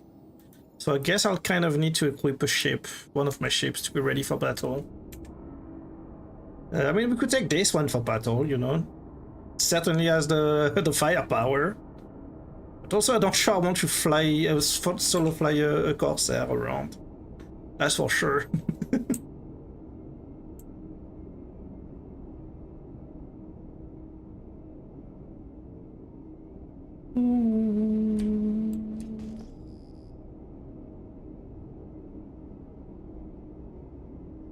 Approaching the spaceport. Turn on my headlights. Oh, there's a Polaris right here. Grab the Polaris, yeah. Good to scare him.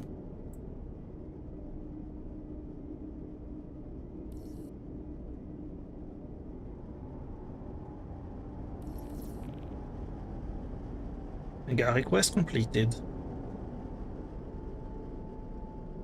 Attract the wings.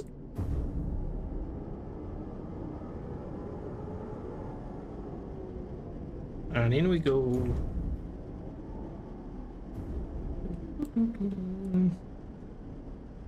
Landing gear down. Wings attracted.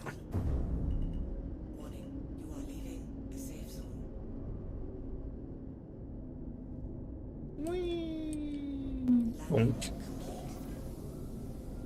Maybe landed a bit fast, hey?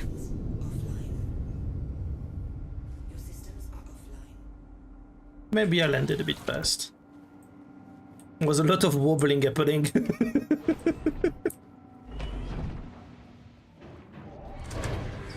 Other thing that I really like is the elevator on this thing.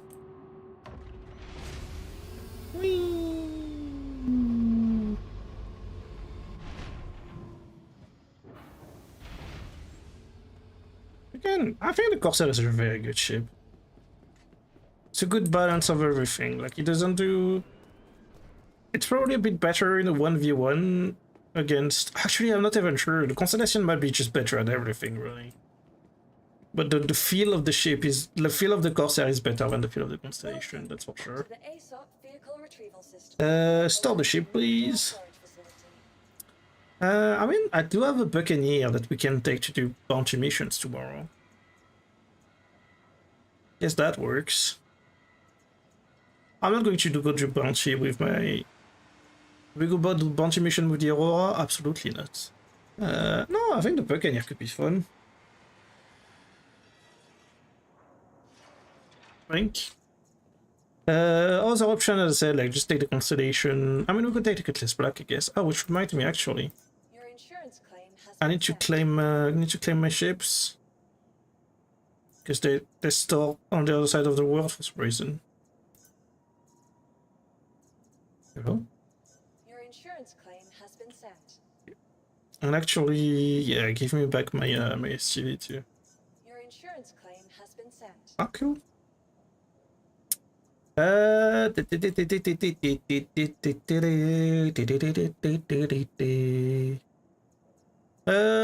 Buccaneer. Yeah, I think we'll take the Buccaneer for the missions.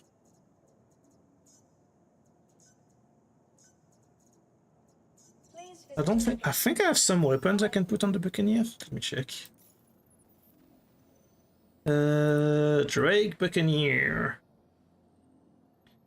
Life reserve, non-system. Do I have anything for you? I have an available Shimmer? Why did I pick a Shimmer? And what do I have one? What? Where did I get that shield from? Huh? Do I have a single hit safe? Same thing, I have no idea where it came from.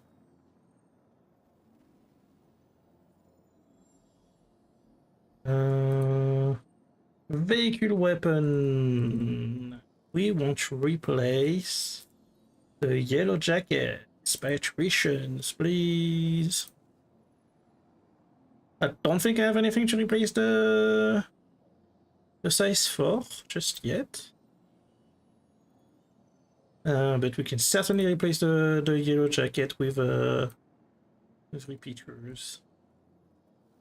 Actually, you know what? What we could do? I could fully equip this in Ardor and go like a size down from the Gatling.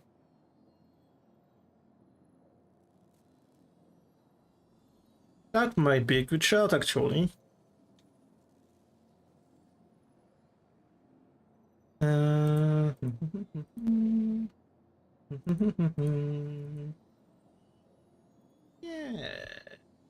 Right. Oop. And we'll need to get changed. I'm not going to go bounty hunting wearing my regular clothes. It's an accident waiting to happen. No, sir. We need to be ready. We need to be ready to go bounty hunting. What do I want to be wearing when I go bounty hunting?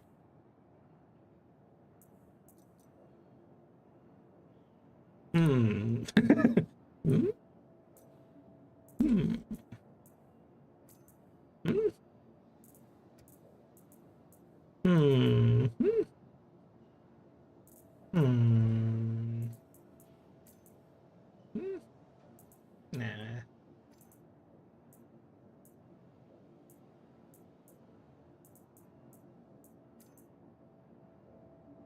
Hmm.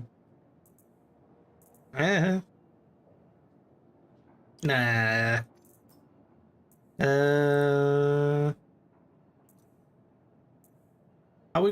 Are we just going? I mean, the easiest option is up. Helmet. Is that the matching? Yes, that is the matching pilot helmet.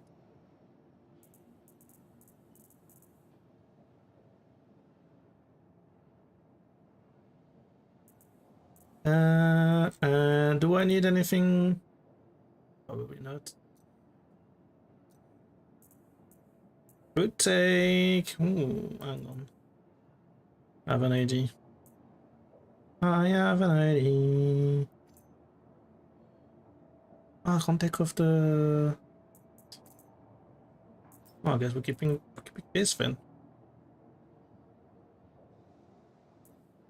I guess we're keeping this. I'm taking a multi-tool with the repair module with me. Because you never know when you might need it. Do we take a weapon? Well, probably doesn't need a weapon, right? We do have ammo. Tell you what I will need though. I'm going to take a medipen with me. Never know when you might need a baby pen. What was the ammo for the arc light pistol, right? Cider.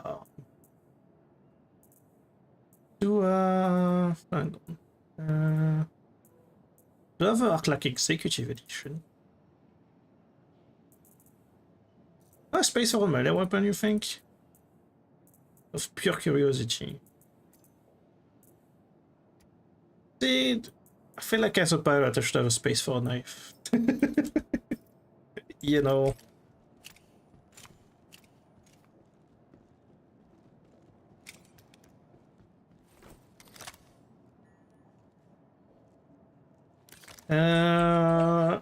Let me double check that the Buccaneer works like that. Your vehicle, please visit us again. That took a second.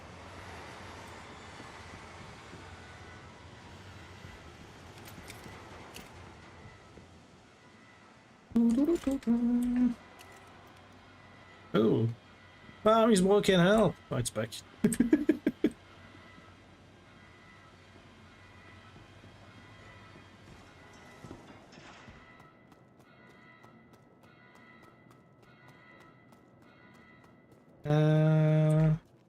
We have attrition 1, attrition 2, and then attrition 3 on the roof. But the ardor, those are not attritions, those are ardor blasters, right? At least they should be. Right. Wait a second. Did I? Let me double check.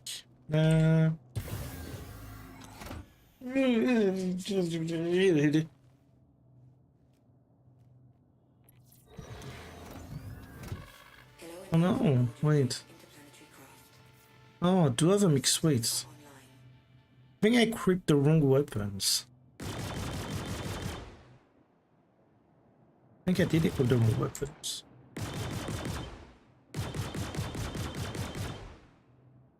Oops, good thing I checked. Pushing back its storage, I put the wrong weapons on it. There is no options to change it once it's out. Welcome to the ASOP. Welcome. Your vehicle has been please visit us. Bye.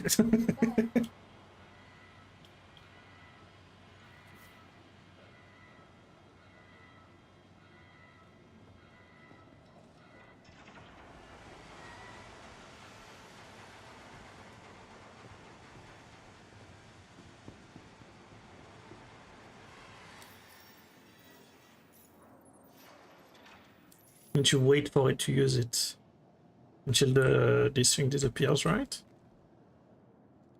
Now it should be good. Vehicle! Buccaneer? Weapon. Weapon. Ah. I did equip the rogue one.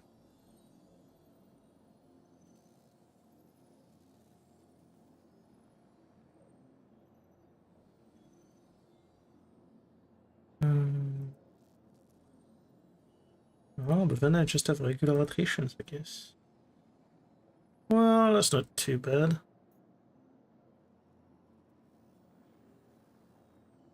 Right? Surely, that's not too bad. I could go pen first, Joe. Nah.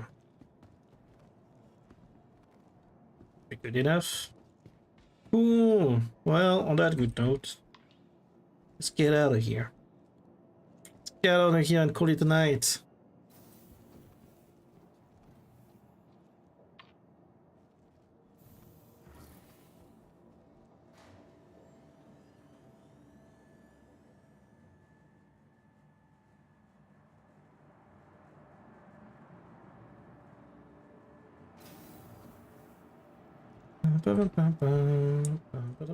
Hello, sir.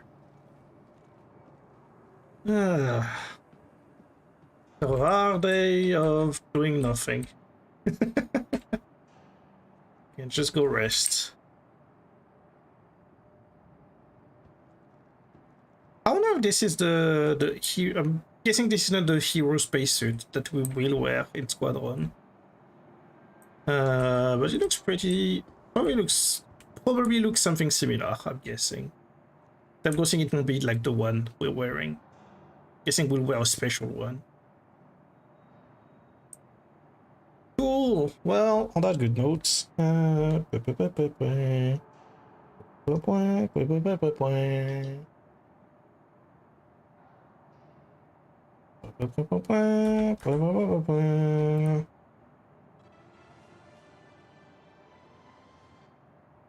Everybody, thank you for hanging out and watching and listening to me yap for an hour about the state of Star Citizen.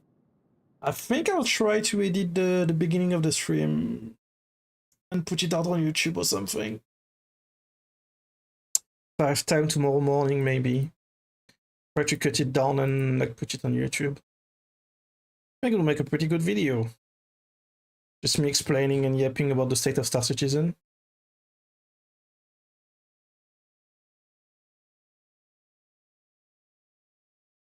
Yeah.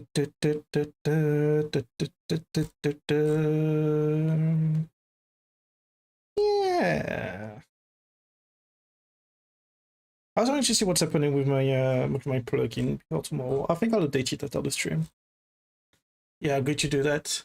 Everybody, thank you for watching. I'm going to end the stream here and send you somewhere. Where am I sending you? Who's live right now? Who is live right now, my good friends? Oh,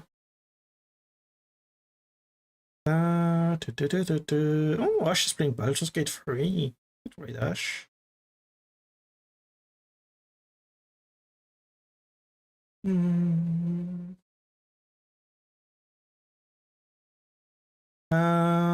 Quiet is live. Of course it's live.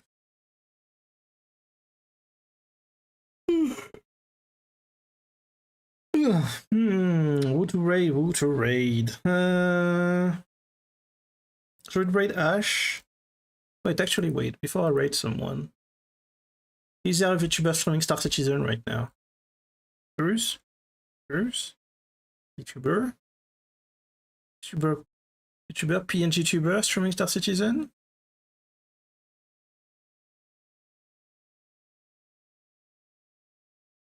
What are you up to? You're dead on the floor. Hey, where you at? Right on top of Ariston.